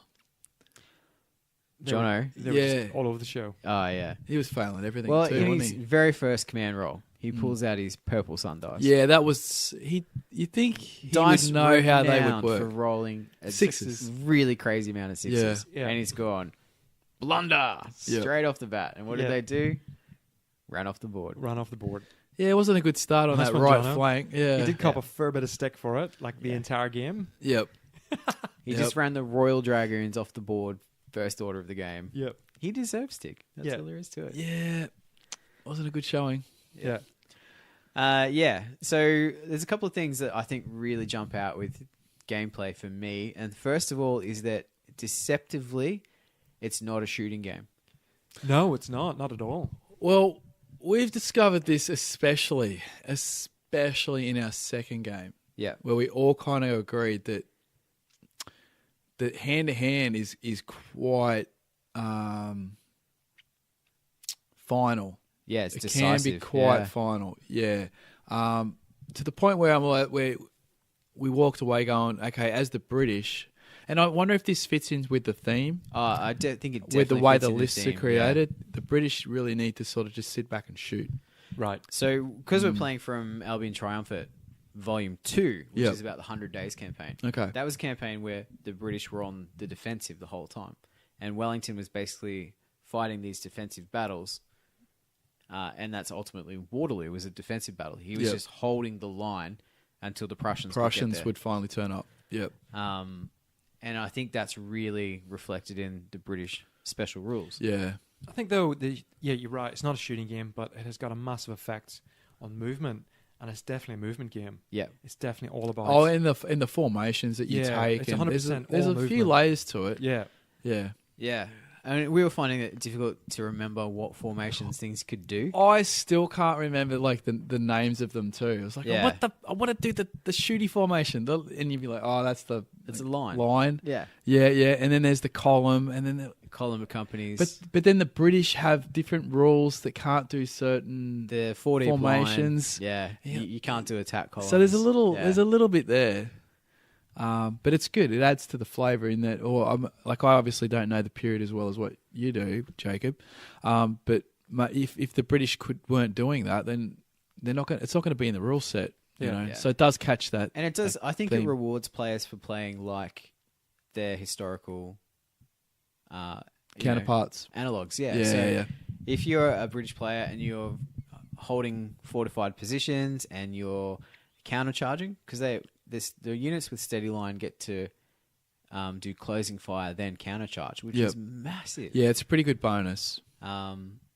And just little things like that. Like, I think if you're doing these sorts of things, playing the way that they intend them to, you're going to find it's much better than trying to force them to do things they're not supposed They're not to. really supposed Yeah. to, yeah. Which So- obviously reflects in the rules. So I think that was more me, or us British players at that point, not maybe understanding necessarily the differences with the list so much. Just Yeah. thinking of everyone's just a bunch of dudes. yeah. You all do the same thing, kind of. We all kind of Pretty much. shoot, and then we But go not up really. and Yeah. stab with some bayonets, and it's not. Yeah.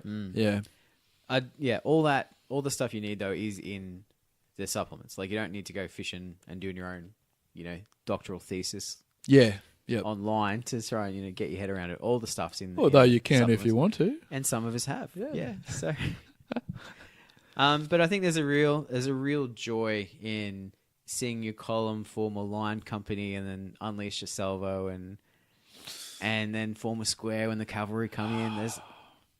It's a very sweeping sort of feel to it. I kind of missed how the square went the other night that Jono formed when you were charging in with through the wheat field Yeah. because I was taking some British models over to the shelves that had just been Right. wiped Marty off. turned into a field ambulance by. I was about halfway literally, through the game. yeah, failed that. Yep, because And it was in- almost as an act of contrition. You just hold these models in his palms and go, "I'm sorry," and walk you back. but it into was the because room. like they were failing because we couldn't roll. That's what it was. But we were losing combats by like what, one Oh, Yeah. half the time. But I was just rolling like a pass. yeah. Because if you roll, That's 4 or yeah, one 4 under. or less on the break table, It's 2d6, you're off. The 4 or less, you're off. Yeah. So And if there's I negative and negative modifiers to it, depending on how badly you're getting smashed. but there wasn't when you're losing by 1, it's like -1 on the roll or something. Well, yeah, when you have one Yeah. one casualty over your Yeah. stamina threshold. And Yeah, sort of stuff, that was so- it. So I was like, yeah, five or a 4. Yeah, see ya. See you. Bye bye. Yeah, and that's all I rolled. Oh. Every combat I was like, yep, off. Yep, that's off. And once again, for some reason, my dice were just off chops, and I was making saves and issuing orders. What's going like a on? champion. He gave us Crazy. the old red Warhammer dice. Yep. Yeah, he You had. pinch he had- Jono's black. Nah, sunglasses he for had the blue. right You had occasion. blue ones. Yeah, my old Zench dice. Yeah. Yeah. Right. So- Well, they're blue, and I'm playing French, so it made Yeah, sense. it made Yeah. sense, and we couldn't and they're mix a up bit, they're a bit dice and quirky, whatnot. Old French, to be fair. Yeah, You know, yeah. a bit like that. Oh, how good was it? We're playing all the different music and stuff. Yeah. So yeah. when it went to the French turn, you were putting on all your croissant and Yeah. yoplait music and whatnot. the and Marseille when and things like that, yeah. And then when it was the British turn, we were putting on like the military tattoo stuff Yeah. and and bagpipes and all that sort of shit. Yeah. That was good fun. Yeah. But back to the square. Sorry, how did that play out? Because like I said, I was This square ferrying casualties. basically kept him there. Yep. Because it But gives you a then- boost to the morale, right? Yeah, so Yeah. at the end of the combat, it was because I charged and I got that D3. Oh, the bonus for That's the what won. yeah, gotcha. So him forming that square counted all the casualties he took. Is yours from there. D3 plus 1 or is it just D3? In that formation, D3 plus 1. Yeah. Ooh, Okay. that's brutal. Yeah. That's huge. Hmm. So, yeah, it was pretty good. Yeah. But see, the other thing too is I was playing Imperial Guard, which is a little bit like easy mode Is that? because everything's +1 to give it an order, and everything's You got a fair 3 bit of up elite. save. You got a fair bit of elite too, And you right? shake, Because yeah. you're getting the shaking The off and infantry has whatnot. elite. So, Yeah. like it's point costed. You had nearly twice as many Yeah. regiments on the board, but It's We probably couldn't more- get I don't even want to say it was the Germans either because we couldn't get. You know what? I said it that night. We need to push that aside. We wanted to test other little elements, and we Yeah. got to do that. The fact that we were losing combats and getting taken, that was just a dice and that could happen in any game. It's probably worth pointing out that despite the fact there was 400 models on the table whenever we played, you do not roll buckets of dice. Like, it's the complete opposite. yeah. Yeah, that's a good point complete to bring up. opposite. Yeah, there's So not a lot my of dice. best combat unit was the middle guard. What are you rolling? Chasseurs. Maybe 8? Yeah, they had 8 dice. Yeah. In Like, combat. that's it. Mm. Hitting on 4s. Yeah. And shooting wise, I think the Germans were rolling 3 dice from memory. Was it 3, was yeah, it? Yep. Yeah, And I that's for what is it? A battalion or company? For like 6 stands. A battalion, yeah. Battalions, yeah. Okay. Yeah. So 3 dice to shoot with 6 stands. Yeah. Yeah. So, and that's kind of comparable to With other- modifiers, and then they modify, depending on That's right. Yeah. whatever the circumstances are. Yeah. Another thing too is cannon. The Yeah. cannon are surprisingly Not broken. not broken. Yeah. Yeah, that's the word I think you're looking for. Yeah. They rolled, so a battery rolls a dice each, essentially. At long range, it's dice each. And if it's in With short neg one range, to it's 2 dice. Yep. Medium range is 2 dice. Oh yeah, sorry. Medium, And then but close range is 3. with but if you +1 take to a hit, you automatically Shaken. is it just shaken or disrupted or whatever? Disordered, yeah. Disordered. Disordered. Sorry, disordered. Right. Yep. There's no sniping with the cannons. No, not at all. There's no. Oh, very much like Warmaster. The characters, your generals, are just they're just a token. Realistically, it's I for think that's- measuring I distances think that's for one of the orders best and whatnot. things Yeah. of the whole game. Is So the you- fact that you're. Well, you want to have. Yeah, sorry. So the commanders give bonuses and re-rolls and things like that. Mm. But essentially, the brigade commanders are just where the point your order is issued from. Yeah, it's just a measuring tool. Yeah. So, and it's important to have that central to your brigade because the further away you are from your units, the penalties to give them orders. And you want to get those orders because you the better you can get those orders off, the more tactical flexibility you've got to actually do something. Let's talk some grand strategy here. We have a 6 foot wide table. Yep. Jono puts his unit of cavalry on the one far end, flanks, and then another one on the other flank. Yep. So he's like, all right. And I said, Jono, you literally can't pass an order at that distance. And he's like, oh, okay. Yeah. So he put his commander in the middle, and then it was like on a 6. to get an order. Yep. So yeah, it was a bit rough, but.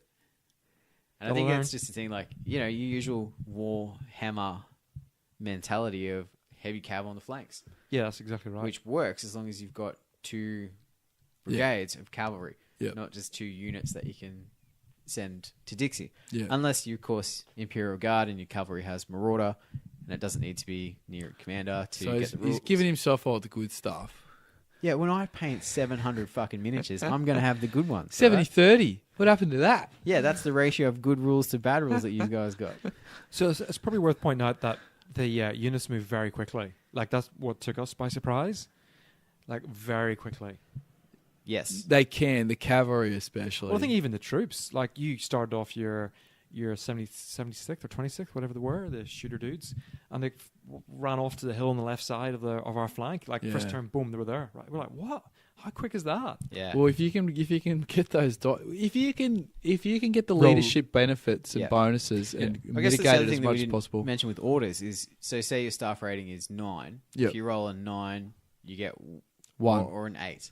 Yep. So if you roll equal to or 1 under, you get 1 move. Yep. If you roll 2 under, you get 2 moves. If you roll 3 or more under, you get 3 moves. Yeah, which is... And for infantry, that's 6 inches. It's pretty Cavalry, good, but it's 18. it's crazy good when you see the cavalry. Yeah. Yep. Yeah, you see them because they can just go from one... Yeah, it's crazy. It feels right. It feels awesome. Yeah.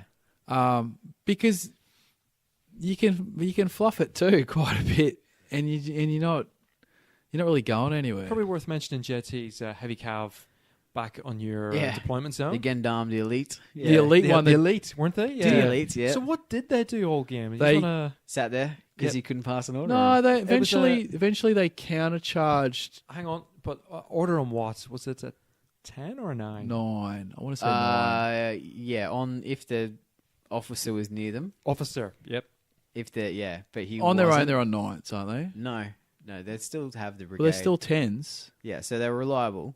So wow. So they're +1, but because the brigade commander was on the other side of the board, they were getting -3 to this roll, and he just couldn't roll over a 7. Ah, gotcha. Right, that's what it was. Yeah. Which was a shame. But then they did get into battle. They did get into battle. They countercharged? Yeah. The elite. Yeah. And then they ran away. From memory, towed up and run off. Well, they're a tiny unit as well. They're very little compared to the British. Yeah. It was hilarious, though. It was one of those moments that you could totally see happening. Yeah. They've been out the night before. They've been out around the town, had a feed of wine, bit too much to eat. They've rocked up the battle. Can't really be asked. Well, the first battle was pretty close, right? It wasn't far off. I think Greg would argue that it was a draw. I think it was pretty close to a draw. It was a draw. It was a draw. I did argue pretty that it was. close. I think if we played the game to its completion in the next turn, which we French didn't. would have smashed. Yeah, but we didn't. We didn't. We didn't. So I mean, the sun went down. I mean, it's worth pointing out that the rules. So on the 5th turn. Well, that was the scenario we played. Oh, okay. So scenario based. So we just did the classic turn 5 roll a dice, see if we play another turn or not. That sounds very romantic-like. Jono on our team rolled up a 6. Yeah. So unfortunately, the game ended. Yeah, well, the weather, a bit more pointy. The weather, it's Europe, and it starts getting a bit dark. The French made up for it in the next game. But. Oh, they so did. Yeah. No, I think it's an interesting sort of thing. The movement, it does catch you by surprise at the start, but then it just starts to make sense. Because these are dudes on horses galloping around the field. They're going to move way faster than dudes. Yeah. Trucking their pack. And geez, you need that command roll to be 3 under every single time, because by the time you move, you put yourself in the line, and then you shoot, and then you might want to move again back into a defensive position. You need it. Like, we weren't that never happened. But we were lucky to even Yeah, shoot. we were lucky to get an order off half the time at all. just one. Yeah. Yeah, but the fact that it gives you that dynamism during the game is, I really like it. Yeah. It's simple, and it's It is. And I think that's probably something we should really touch on, is that the rules aren't designed to be super crunchy. And that's the thing that really attracts me to them. And it leads to that gentleman's agreement. Exactly, yeah. You got to come to the table in the spirit with these things. And there's a lot of nudging and a lot of fudging going on to make things happen that would be in our games anyway. Yeah, I couldn't imagine doing this with someone that's like a complete rules lawyer type, because No, I it don't wouldn't know work. if all the answers are actually necessarily there. Like, They're not. other than it's a gentleman's agreement. Like, Yeah. if that's always the call, like even, G-Dub would say just 4+ it. Yeah. Like, realistically, that's where you would have to go. So you really have to have good rapport with your opponent to just go, yeah, let's just have some fun. Let's push some really cool models around and have fun. Yeah. Yeah. So what was it? It was we were in two buildings beside each other. And we're like, Yep. can we shoot at each other? And we're like, It was the face. It was so many stands per facing or two something. two shots per face. facing. Yeah. So not stands, but just two shots. Yeah. Oh, yep. Sorry. Yep. But yeah, and then we're like, we couldn't figure out whether you were engaged in a building. Yeah, that Because people were a bit. because they use blocks for buildings, so that you don't actually use the footprint of the building necessarily. You just there's it just sort of blocks to say like this Right. building's worth 3 blocks kind of thing. Yeah. Like zones. Yeah. And the zone is in contact with the zone beside it. Which basically ruled that it'd be in combat then, right? But I then think that's where we went with it. but then you're not But you're not. really. No. So we just roll with it. We're like, yeah, point blank muskets out the windows at each other. Like, Yeah. why not? Yep. As if you wouldn't. If you're fighting house to house, you're going to be. Otherwise, what's the point of do- being in there? Anything to survive is what you do. Yeah. So it worked It worked. And it because made we sense. talked to each other about it. Yeah. And we moved on. Yeah.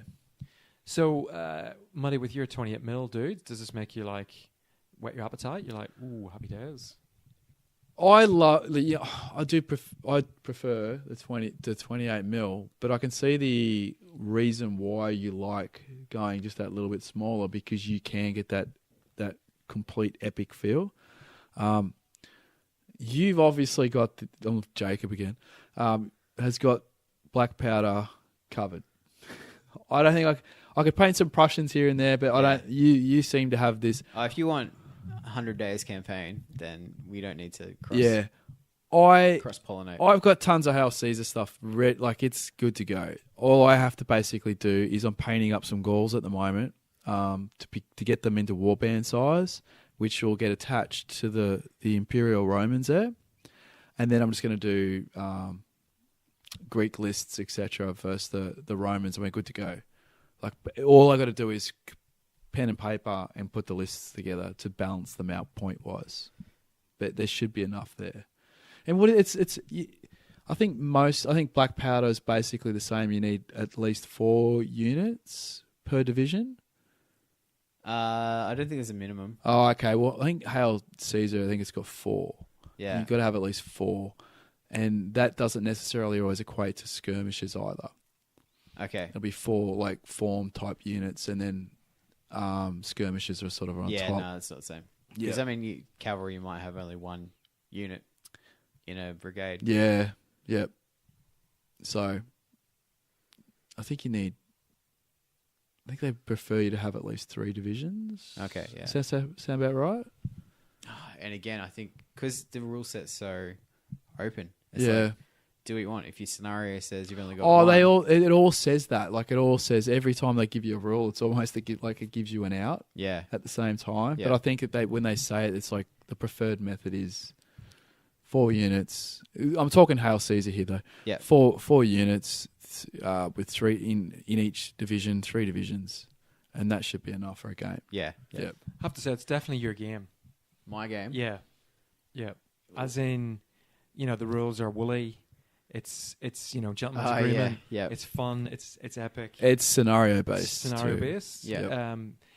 It's And it's potentially got- reft, And it's if you got need maps. to. It's got maps. Plenty of maps for Oh yeah, it's maps for days. Yep.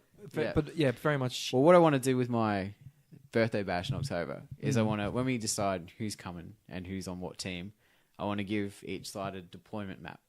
Like, Oh, here we go. so before you even Mark rock up on down. the table, Yep. you know where things are going. Because deployment will take forever Yep. if you go on unit by unit. I was just going to take one of your shelves and just drop the and shelf just on drop the it table. on the Yeah. table like that. So can you flock your shelf for me? No. So that way it all fits in nicely. Yeah, look, I think that'd be like what game isn't better with a map. I think that'd be awesome. That'd be so good. Mm. But that's not just a map. That's a map for deployment as well. Yeah. Yeah. Cool. That's great. Are you going to ref it? No, I'm going to play. All right. I'm going to have the old guard. I was wondering and because that Napoleon. way we could That's throw me. some hidden deployments or something in our deployment then, mark an X or something. Well, I guess the So other we can side keep won't see units. your deployment. That's right. So we might be able to maybe a certain percentage, like everyone can maybe hide a unit or something. Well, I mean, like, you'll just come down and you go, here's my deployment, and you'll put it down. yeah, I know, but So we were. It's no counter deployment. You'll just be like, okay, here's where we're deploying, and you just deploy. And we'll do the same I thing. meant like for ambushes. So you can mark on the map, I've got a unit, like, because you'll see the if forest or there's whatever. going to be 10 of us there. Put them in there. I think one thing would be cool would be, to a certain extent, stopping us talk to one another about tactics. Well, that's the other thing that I want to have. Yeah. Is real said. What, no talking? No, Like maybe roll dice. Oh, the and fog of war. Well, maybe roll dice and you get a 6. You can talk to your opponent, but on a 1, 2, 3, or 4, 5, guess what? You're not talking to your opponent. Hey, that's kind of cool. As in the courier got through or didn't Yeah. get through. well, Yeah. I was going to have if you're within radius of the division, the general division. Adds plus to your roll. Well, it does anyway, but Yeah, but for the I'm courier. saying, like, you can't go, hey, Muddy, over there on that flank, what are you doing? Yeah, yep. You'd have to go, right, well, you go talk to your general and say, this is what I want to do. Yep. And then if he's within a certain range of your brigade commander. Which, to be fair, John or me, you were the big boss. You're the chief on the day we played. We were defaulting to your judgment. That's why we drew. Yep. Your good leadership. Yep. But yeah, we'll work out the nuts Even and with bolts. Jono. Like, just I know, Jono, especially go that first roll. cavalry up there. Oh, Jono, that's the opposite direction, buddy. Oh, yeah. But yeah, The first Royal Dragoons have gone home. Yeah, we kind of needed those. it's your game, it's your day, so whatever. Yeah, but whatever, you wanna whatever do. we do, we'll put all the details on the Facebook page and stuff and And more videos. get everyone G'd up.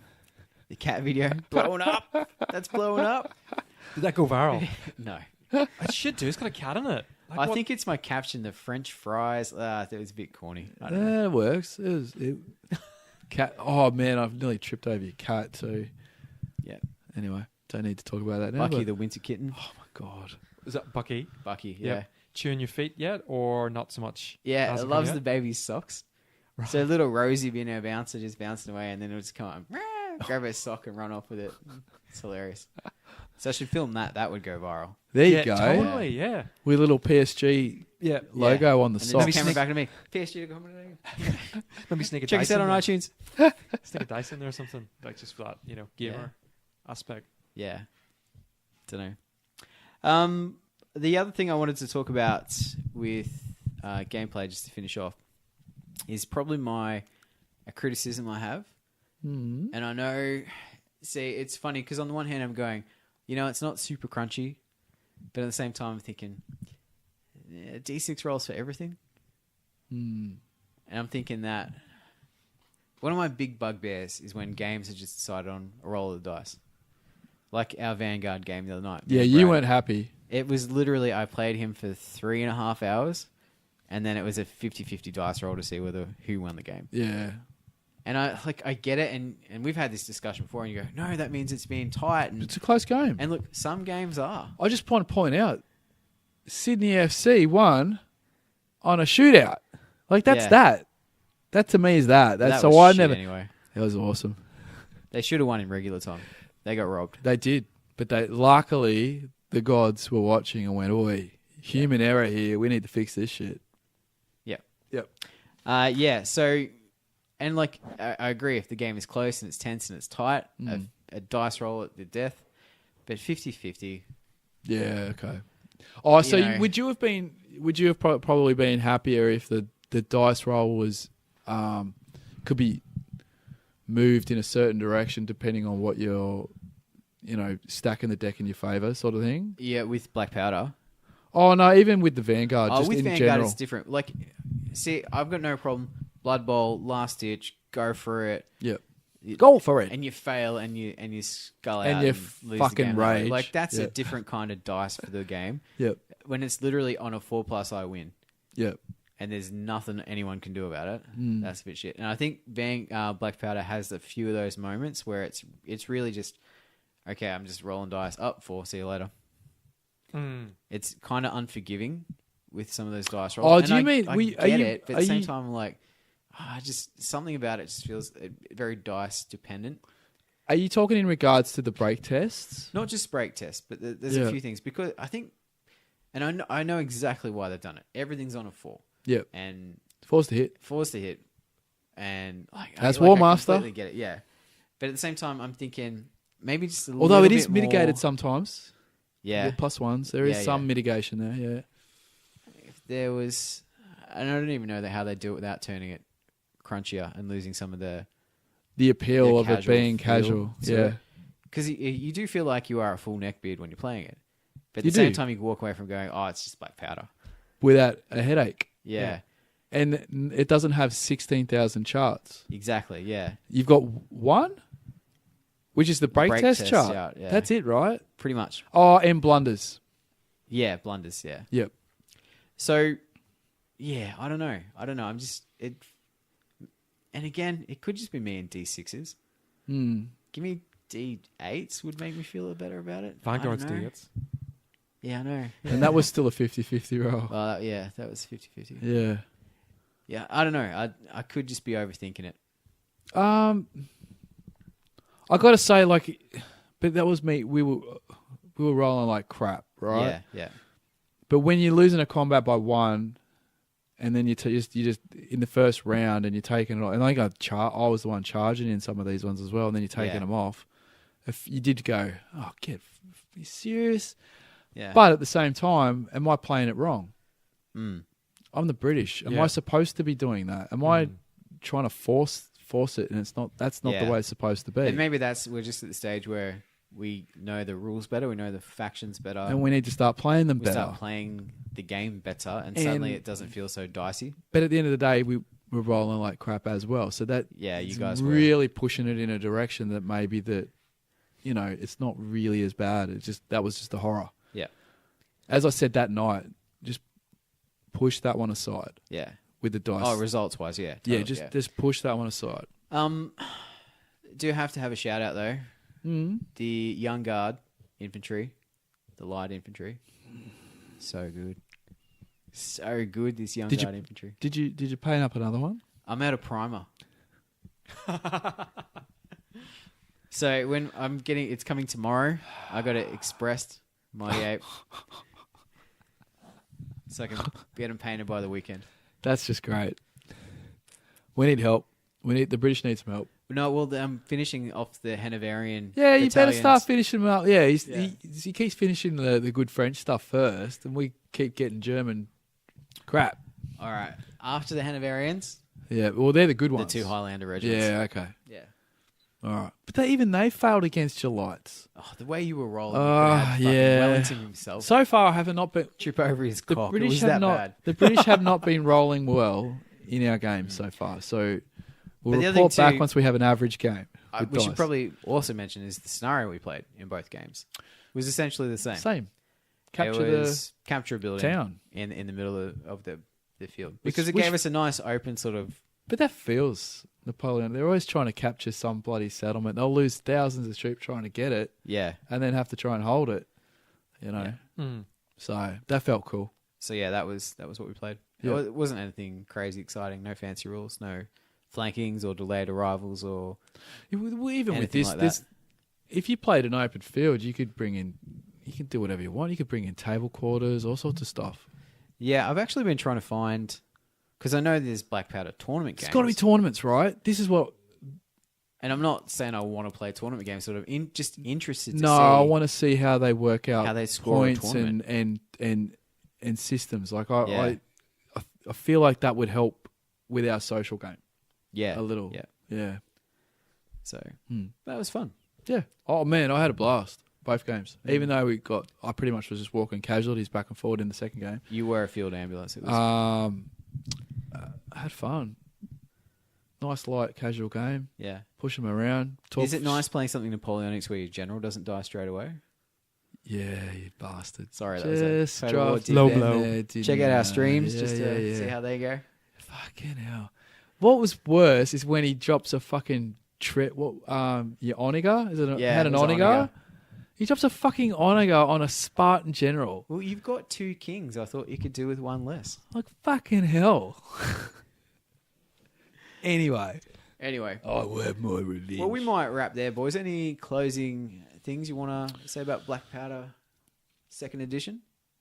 Mate, I'm working on the Hail Caesar, so get yourself sorted for that one because I'll have it all painted and ready and just pick a faction and off we'll go. Yeah. And Black Powder is obviously more your period. Yep. But I'm literally utilising the same book to use the 28 mils to do the American Civil War. Why do I keep doing that? American War of Independence. Maybe I should have been doing the Civil War. It's a blues and greys. Blues and It is, greys. I know, but it looks so good. And the big flags. Yeah. I love it. I'm not ready to give the score yet. Is that what you're... Waiting for it. Yeah. Should we chuck some dice? All right. I'm ready. Let's I'm chuck ready. some dice. All right. He's left the table. You're going to get some dice. We'll get some... Is this for sound effects? Is this... Well, we're going to chuck some dice at it, aren't we? All right. Chuck some dice. Yeah, okay.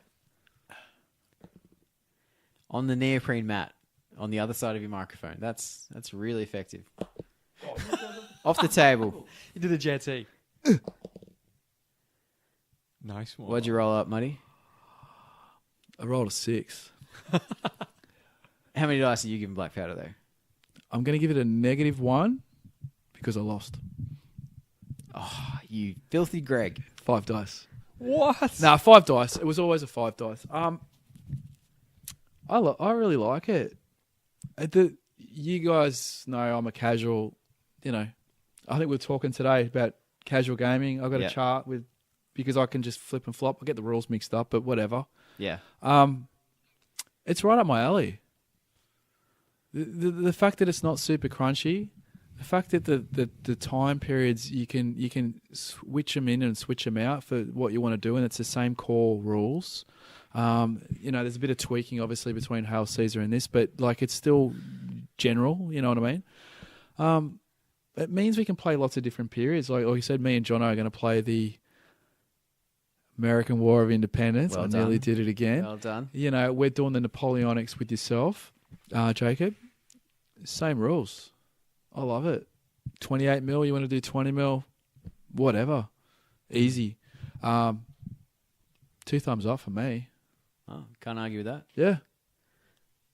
Greg, what do you reckon? I'm really interested because after the game on the Saturday, you were like really contemplative and you're like, it's not what I thought it would be. No, it wasn't. And that was about all we could get out of you. But it seemed like it was a good, as in, it was not what I thought it was going to be. Until he throws his dice down, I don't like making any assumptions. I'll be interested. I reckon I'm gonna guess. All right. All right. So Muddy just put his hand on the table and showed Jacob. Showed my wares. Yeah, showed your wares. Yeah. Look, 5 for everything that you said. Oh, spot on. Yeah. How good am I? It's a great game. The fact that you can cover 300 years worth of history in one book. It's written by the demigods, Priestley and old mate Johnson. I mean, they're legends in our lifetime as far as the old gaming's concerned. I was really surprised at how much I'd like it. I was frightened as buggery. That was the impression I got when he said Just it. like, That was the feel I got. You were actually pleasantly surprised. Yeah, totally. Blown off. Yeah, because blown away. you thought it was probably, I'm assuming you would have walked into it going, 16 charts, constant stopping and starting to check rules, clarities, and it wasn't even that. I think it was just the period doesn't grab me. It just doesn't aesthetically. It didn't push my buttons. Yep. But seeing the book for the first time on that Saturday and seeing the great work that you've done, how could you not love it? It was spectacular. It actually harkened back, and you hit the nail on the head during the review. It's that epic feel. And what's my favorite game? It's bloody epic. Yeah. So having your little dudes cruising around gives you that sense of, hundreds, if not thousands of troops Yep. launching into battle, and you're trying to get them to do what you want, and sometimes you can't. You're like, Just "Fuck wait till off." October when there's literally over 1,000 models on the board. That's going to be something to behold. We're going to need those pool cue things. What do you call those? The FAR queues. Yeah. Yeah. We're Yeah. going to need those to push our troops around. I like where you're going. Shit hot with a Yeah. fucking scoob. Yep. Oh yeah, we have cigars and smoking jackets Yep. the whole way, And pork. Pork, yeah. and I'll do some brisket as well. Oh, Bit of Vegemite brisket for you, I'm mate. going to protein up. So that's mine. There you go, 5 dice. Cool. Shit hot. All right, so me. Light up. I can't see. It's boxes. Like, look. Okay, hang on a Okay, second. I'm so now they're looking on peering under the table. desk. Okay. Okay, got it. Yep. Yeah. Okay, All right. I'm gonna go 5 dice. Oh, you're wrong. Minus +1. You thought I was gonna give it a 6? I thought it was a 6 because it's such a period you enjoy, and the looseness to it, and the scenarios, the campaigns you can do. Yeah. It's just why? Do you know what it is? Yeah. It's like for me, yeah, I get it, but I think that you've really got to be on top of it Yep. as the TO, as the GM almost, like Yeah, the yeah, game yeah. organizer. Well, that's game why they say you master, almost need a an third umpire. person. And I think that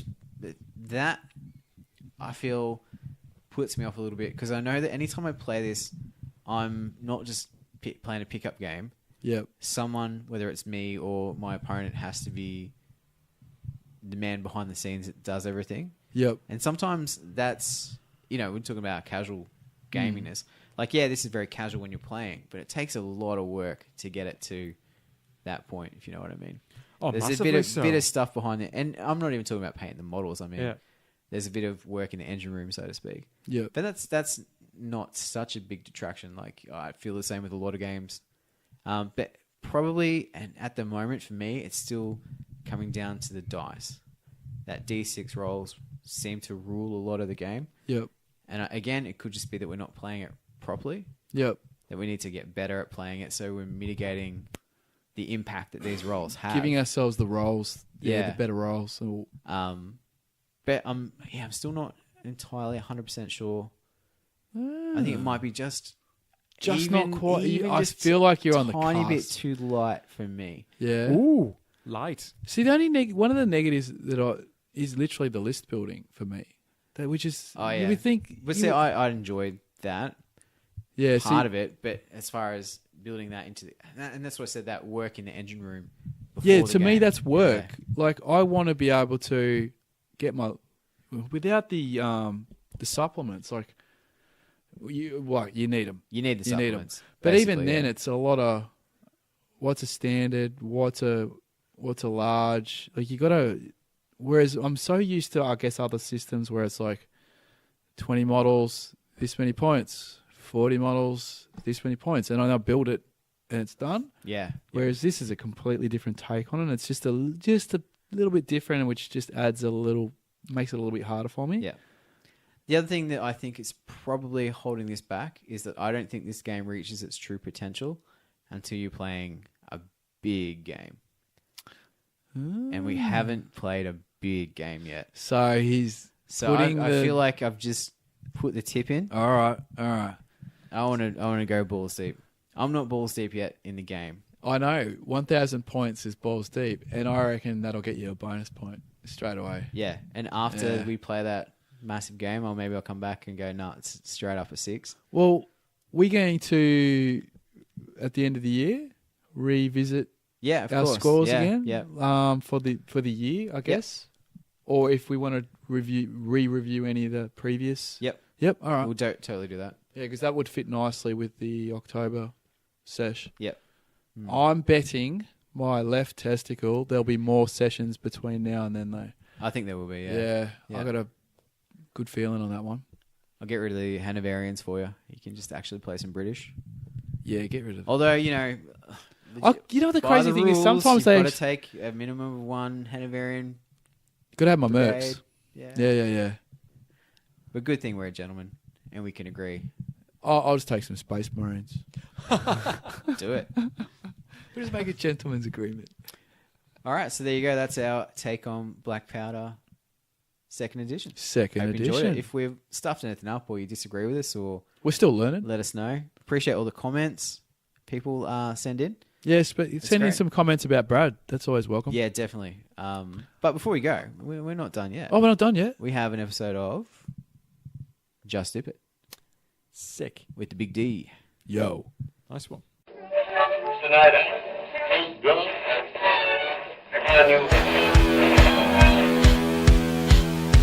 Get your brushes ready for Just Dip It.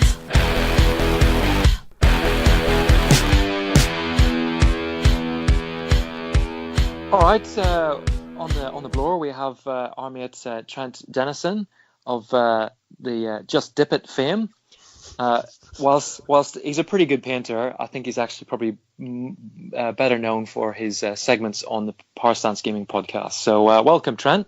Thank you, mate. I'm currently wearing my hot pink PSG t-shirt, so very excited mate. to be on the show. Fantastic. You're an absolute legend. No, great.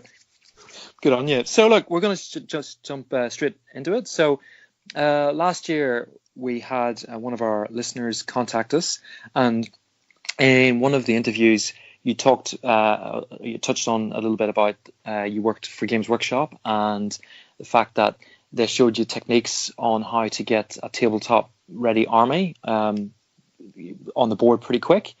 And the listener wrote in and just asked, could you elaborate a little bit about that and explain, what sort of techniques they taught you, and I guess fill us in and tell us your secret magic. So a good response time from your podcast to get back to the guy. pretty reasonable time frame. I'm sure he's still alive, so that's good. Well, it's been that long. I've actually lost the listener's name, unfortunately. I've been trying to go through all the emails we get and all the bits of correspondence, and I can't bloody find it. So I apologise, but you know who you are. Well, random listener, who was obviously not important enough to the PSG hosts. I care about you and appreciate your question, and thank you for approaching me with it. Well done.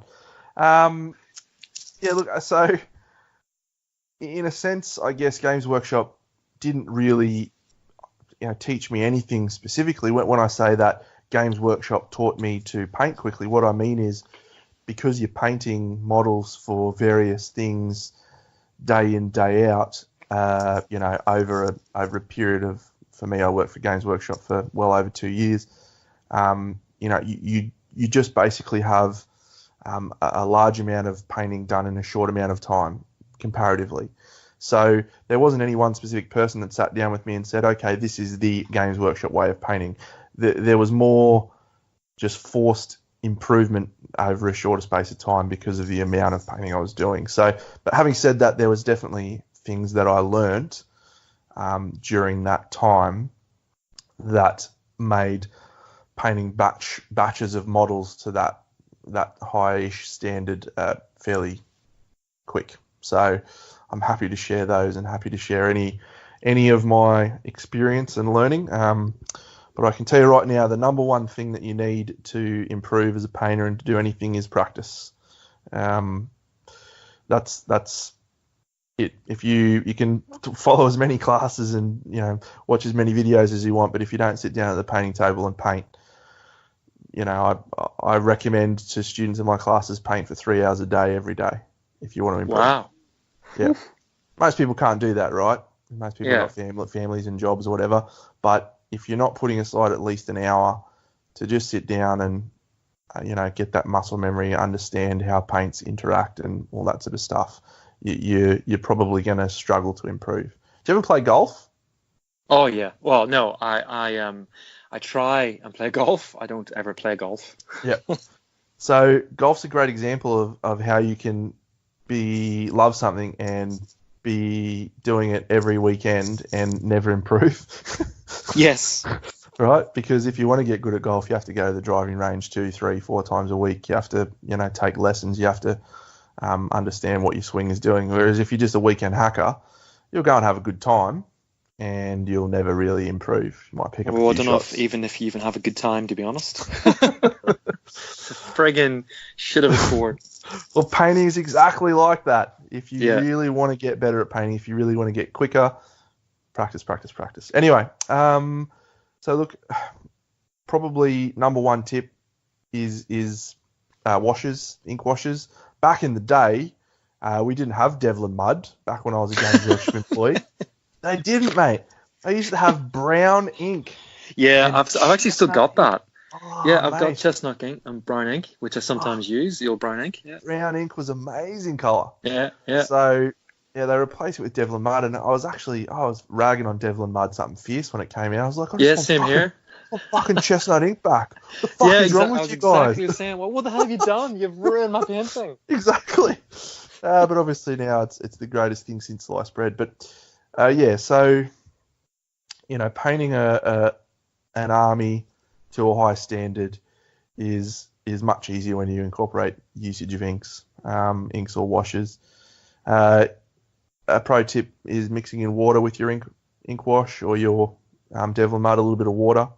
Will generally, one of the problems with inks is they tend to muddy up the colours a little bit. They tend to make everything a little bit darker.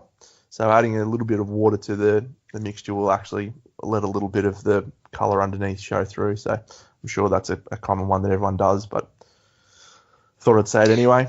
It's actually not. I actually only learned that, believe it or not, a week ago, where I was just using it straight from the pot, banging it on, off we go.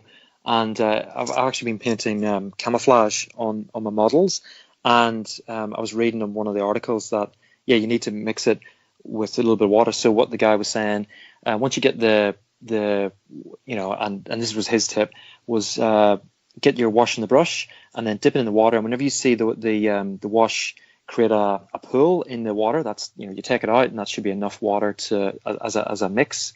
So that's the tip that he gave. And then you just whack it on then. So I thought that was, I didn't even know. There you go. So yeah, it's a little one, and the difference might not look that marked, but one of the things that's most important with, I guess, tabletop painting is you want things to pop from 3 feet away.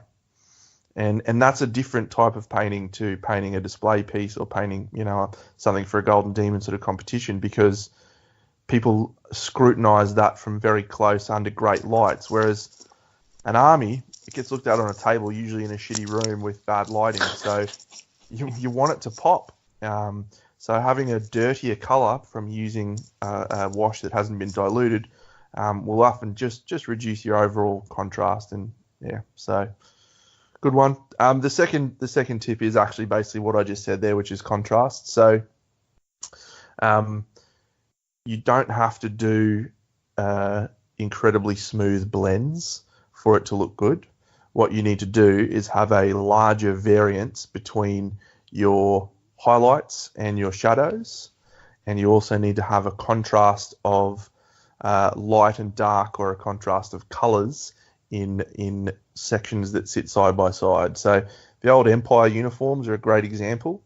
The Altdorf colors, blue and red, both very bright colors sitting side by side. Doesn't really have the same sort of contrast as the Avaland, the yellow and black. So the yellow is extremely bright, whereas the black's obviously super dark. So an Avaland army on the table tended to look more vibrant and more alive and more interesting than an Altdorf one, because the Altdorf one was sort of fighting a little bit against each other.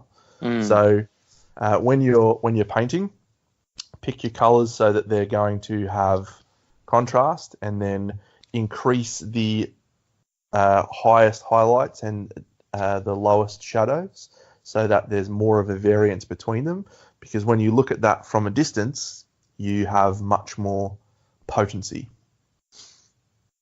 So just on that, so one of the ways I would do it would use the old Chaos Black, because it gives you a black undercoat, and then trying to have some of that black undercoat, use that as blocks. So when you paint your, say for my armor was high elf, when I painted the white, there'd be a fine black underneath to try and Sorry, not underneath, but lined. I'm probably not explaining this very well, but so in other words, it provided that shadow. So there's always a little bit of black showing on the corners of the model. So say the cloak, on the edge of the cloak, there'd be a bit of black showing to differentiate that between the different layers of, say, chainmail and the white cloak.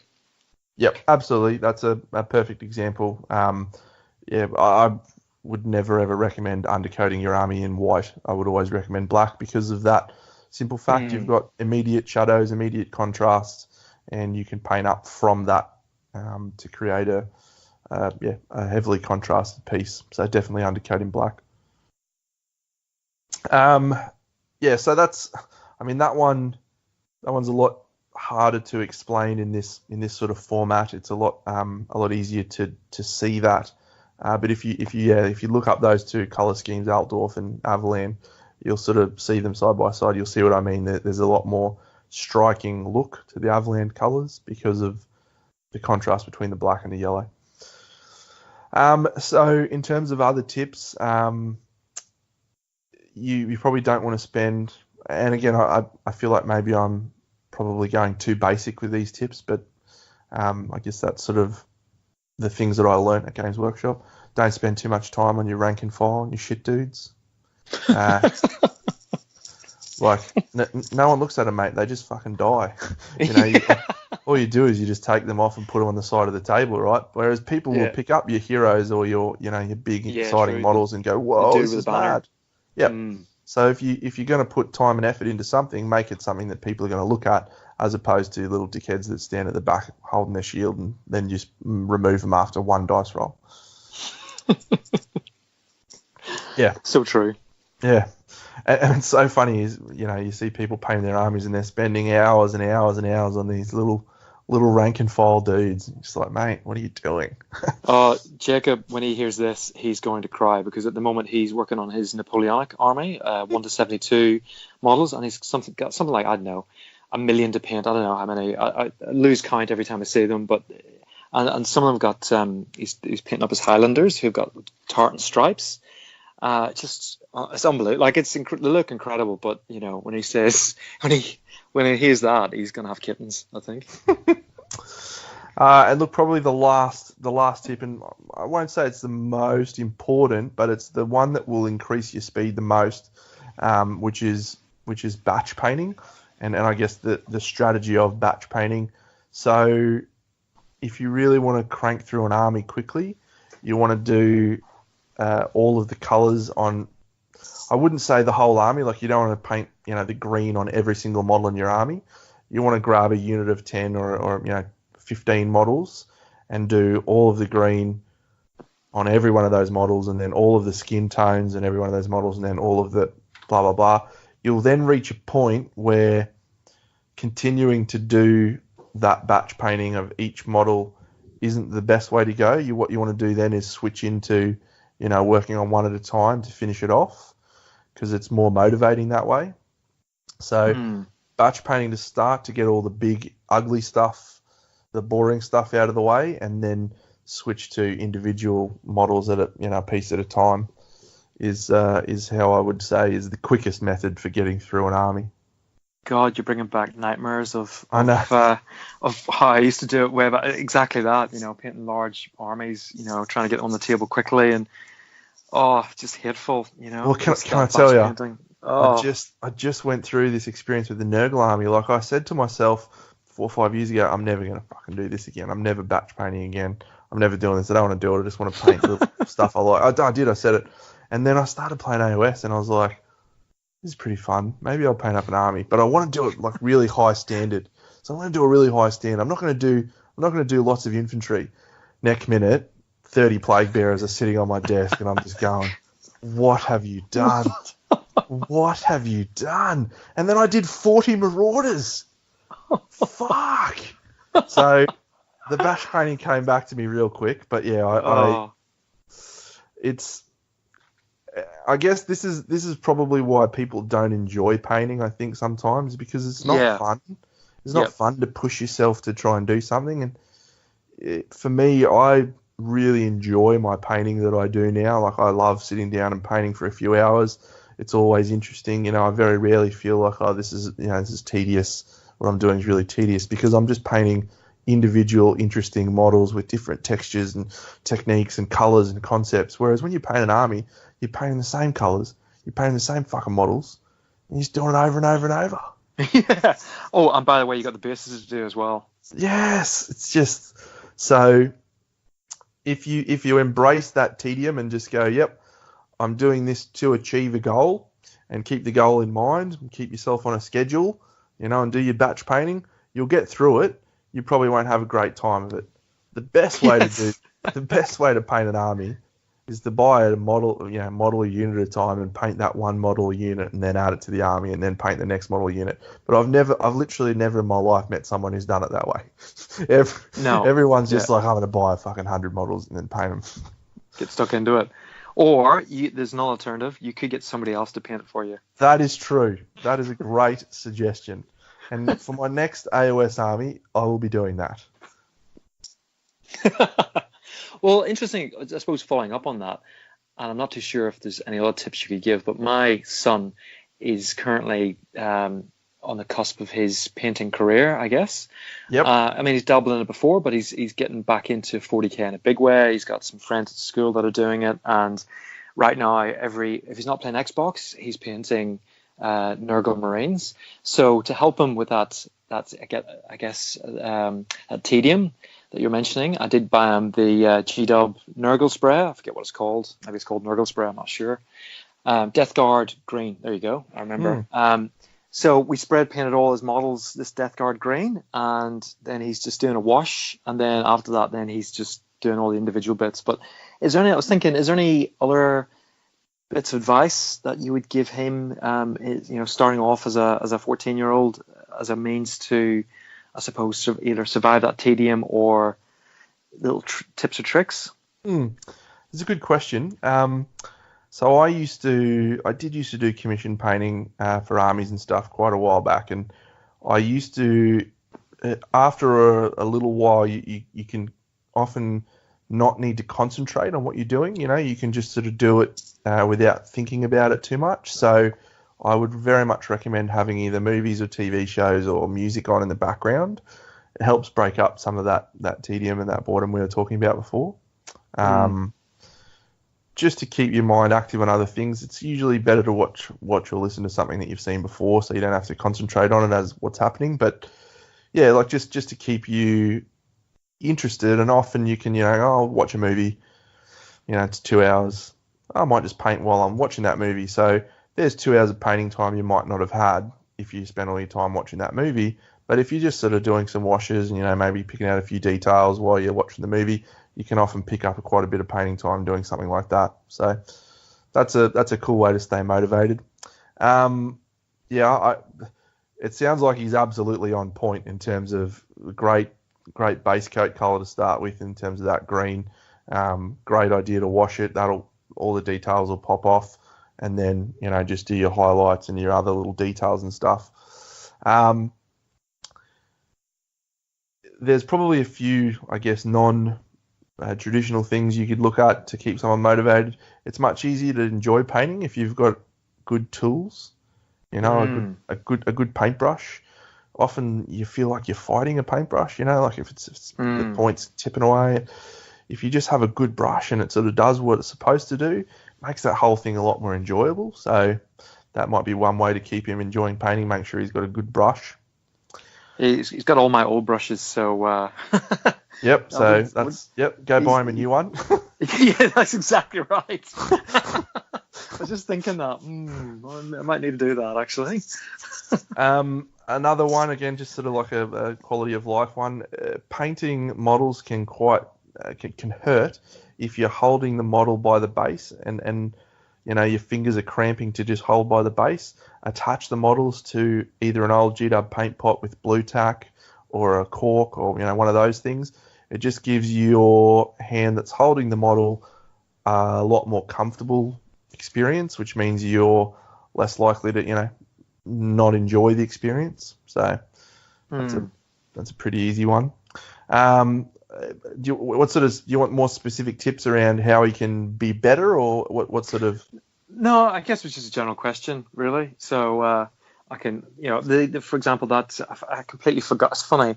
So we're sitting opposite each other, and I'm working on my British Peacekeeper model, and I've got it attached to a paint. What do you call it? Actually, an old champagne cork, not a paint pot. Yep. So there I'm working away, blah blah blah, and then it's funny you should say that because my son he's holding the model by the base. Yep. Never dawned on me to throw him a paint pot and some blue tack and go here mate, stick it on that. So that's one of the first things I'll do tomorrow is give him old paint pot, some blue tack. There you go. It is, yeah. It's one of those ones you sort of don't really think of, but No. I remember for many, many years I was just holding the fuckers by the base, and you get hand cramps. Your hand starts cramping up. It's very difficult. Whereas I don't have any hand problems now, even though I paint for 3 hours a day. It's a breeze because I'm holding onto something that's a little bit more appropriately sized for your hand. So yeah, so quite a timely conversation because he'll be ripping into it tomorrow, and I'll be able to at least help him out and go, here you go, mate. There's an old pot, some blue tack, knock stuff out. I guess probably the best thing is you want it to be fun. I love painting. I sit down and paint, enjoy it, have a great time. If he's not enjoying it, he's got to. Yeah, that's a really tricky one to try and teach someone to enjoy something. But focus on, I guess, the things that are good, like the results that he's getting, and positive reinforcement, all that sort of shit. Yeah, I think. Well, yeah. No, it's a very interesting point because he's painting Death Guard and he loves the Marines, the tentacles and like the really. The models that come in the original starter set are phenomenal. They're great. They're so well done. But then you've got the Poxwalkers, which are like the goblins. You know what I mean? There's like a million of them, and they're whilst they're interesting to paint, there's just lots of them, and they're not Marines. So he's just like, I'm gonna get through these. And I said, well, just sort of stick to some basic colors and just punch through them. Don't spend too long on them. Maybe paint 2 or 3 of them and then reward yourself with a Marine kind of thing. That's what I've sort of said to him. But I can just say inevitably he's just going to get bored of painting these Poxwalkers. But that's just part of what it is, isn't it? I guess. That's part of painting an army and whatnot. Yeah. Yeah. Do you want to know that my Nurgle Marauders that I converted for my AOS army were made out of Poxwalkers? Oh, were they? I painted 40 of the fuckers. So cool. Fucking hell. That'd have been awesome. And you swapped it for the Black Orcs. I did, yeah. I swapped the whole army for Black Ops. It was mad. Fucking hell. That Nurgle army was amazing too. It looks phenomenal. So the Black Orcs, were they already painted, or are you painting them? Yep, it was all fully painted. So yeah. So have you did you put your stamp on them at all?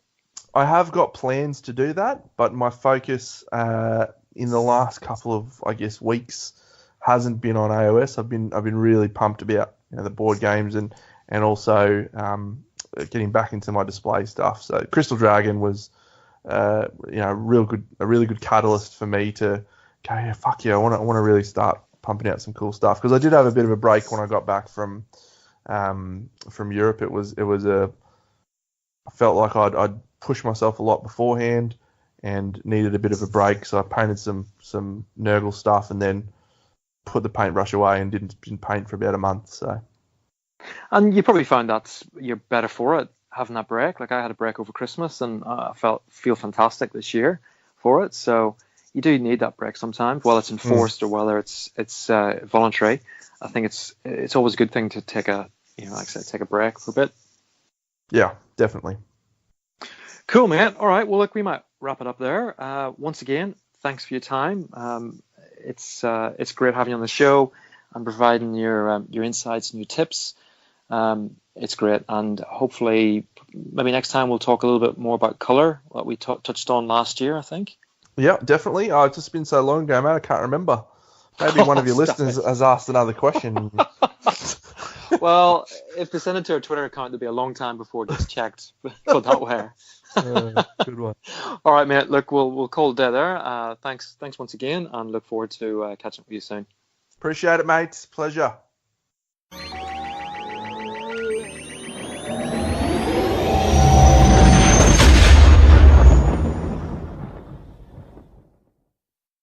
But there you go. Big Trent. Thanks heaps. Thanks heaps, Greg, for organising those interviews. No problem, fellas. Is he wearing the podcast shirt when you guys do your interviews? Well, we don't do it face to face, so I don't Do you not have the camera on in Skype? No, it's just audio. That's weird.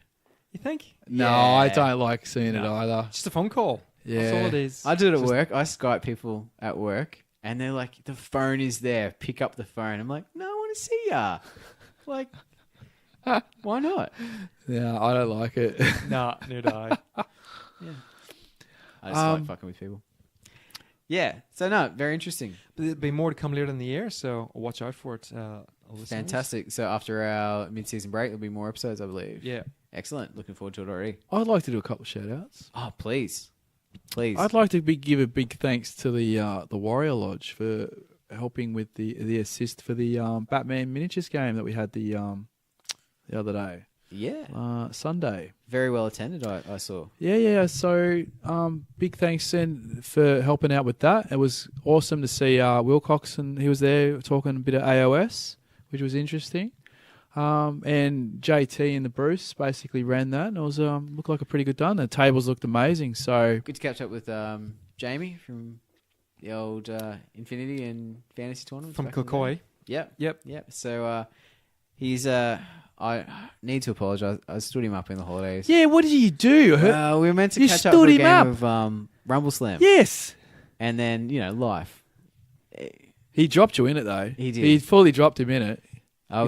I went red. He told me. Yeah. I know all about it. So It could have been a Rumble Slam league happening right now, except Buggerlug's here, i.e. Jacob. I'm Fucking sorry stood him up. if someone hadn't killed my love for the game. Who? Oh, Who? this me? No. No, there'd be this Captain guy. Keelhaul. Yeah, he's What? a fucking jerk. I think he's massively overcosted. He is. He Yeah. is. Because that would have got you a win. Yeah. Yeah. If he had been fairly Well, it was costed. 25 points I won by, wasn't it? Shut up. Yeah. All right. Now. No, but he's keen in the very near future and might even tag along to our July. The July, that was the Events. other thing I wanted to bring up. So anyone out there wanting to get a bit of Rumble Slam on, there's another event July 21st at the Warrior Lodge at the Kalanga Tavern with the KFC right next door. For those who want to get some chicken. Please don't let Captain Keelhaul walk away with And the we trophy can't let Greg win again. So this is my shout out to the audience. Please don't let Greg win again. You need to turn up. You need to kick his ass. Because we can't have this twice. I'm sure it won't happen twice. So July 21st, it's on the. I'll be putting bumping it every now and then on the socials. So get you guys painted and then get your Rumble on. And it's a great day. It's gonna be lots of fun. Oh, I hope it's the same as last time then. Yeah. All right. Except Greg winning. Yeah, no, we don't want that. We might leave it there, gents. Greg, got any final thoughts? No, all good for me. Thank you. Can I get one more huzzah? Huzzah! I there got we one go. more. I got one more. Oh, yeah. Are you going to back the Pony Blood Bowl team on the Kickstarter, Greg? Is that what you've been waiting to tell me? you So gotta just back run me that. through it. So is it? Oh, what is it? it's the My Little Pony Blood Bowl Right. team. So Oh, sorry, fantasy football. Okay. oh, okay. Yeah, So there's yeah. no shoulder pads. There's no spiky shoulder pads like that can be seen. It's all. Oh, I'd have to have a look. We might- I'll we put might the pics post it up. on I'll put the pics Facebook. up, Yeah. and you can tell me if you're going to back it. That's weird. There's a mentality that exists that says, you know what I need to do is combine my love of a children's cartoon and Blood Bowl. Maybe it's to get kids. Oh, Dad no, wants that's to just got play. weird. Dad wants to play. The kids want Yeah. to play. I want to play with the Come out to my ponies, van. I'll Dad. show you my little. pony. Oh, shit. That's what it is. Fucking creepy. No offense to the bronies out there listening. Well, I look forward to hearing it's that development. Hasn't Travis What? got a My Little Pony Warhammer 9th edition? Yeah, Ninth but age. we know ninth ed players ninth age players have questionable tastes. Yeah. Oh, that thing has been kicking around for a while though. So Mm. anyway, I'll let you do your wrap up. But yeah, no, look forward to the updates, Molly. Thank you. I'll be wanting to know, how it does. I wonder how a pussycat Yeah, I wonder what a kitten game would go. No, a cat Blood Bowl team. Oh, it would make a fortune. It'd make Millions. a fortune with their boobs out. What, all 8 boobs? Yeah. What's better than 2? 8. All right, you. No, I'm not even going to ask you any final thoughts. You've shot your load there. For me, Jacob, Shout out to Mike Duncan. Why not? Why not? Thanks, Mike. Appreciate your engrossing history of the French Revolution at the moment. That's it. We're just going to go. All right. See you later. Bye. Thanks for listening to Power Stance Gaming Podcast. Find us on Facebook, Twitter, YouTube, Spotify, iTunes, and Podbean. Subscribe and review. You know you love us.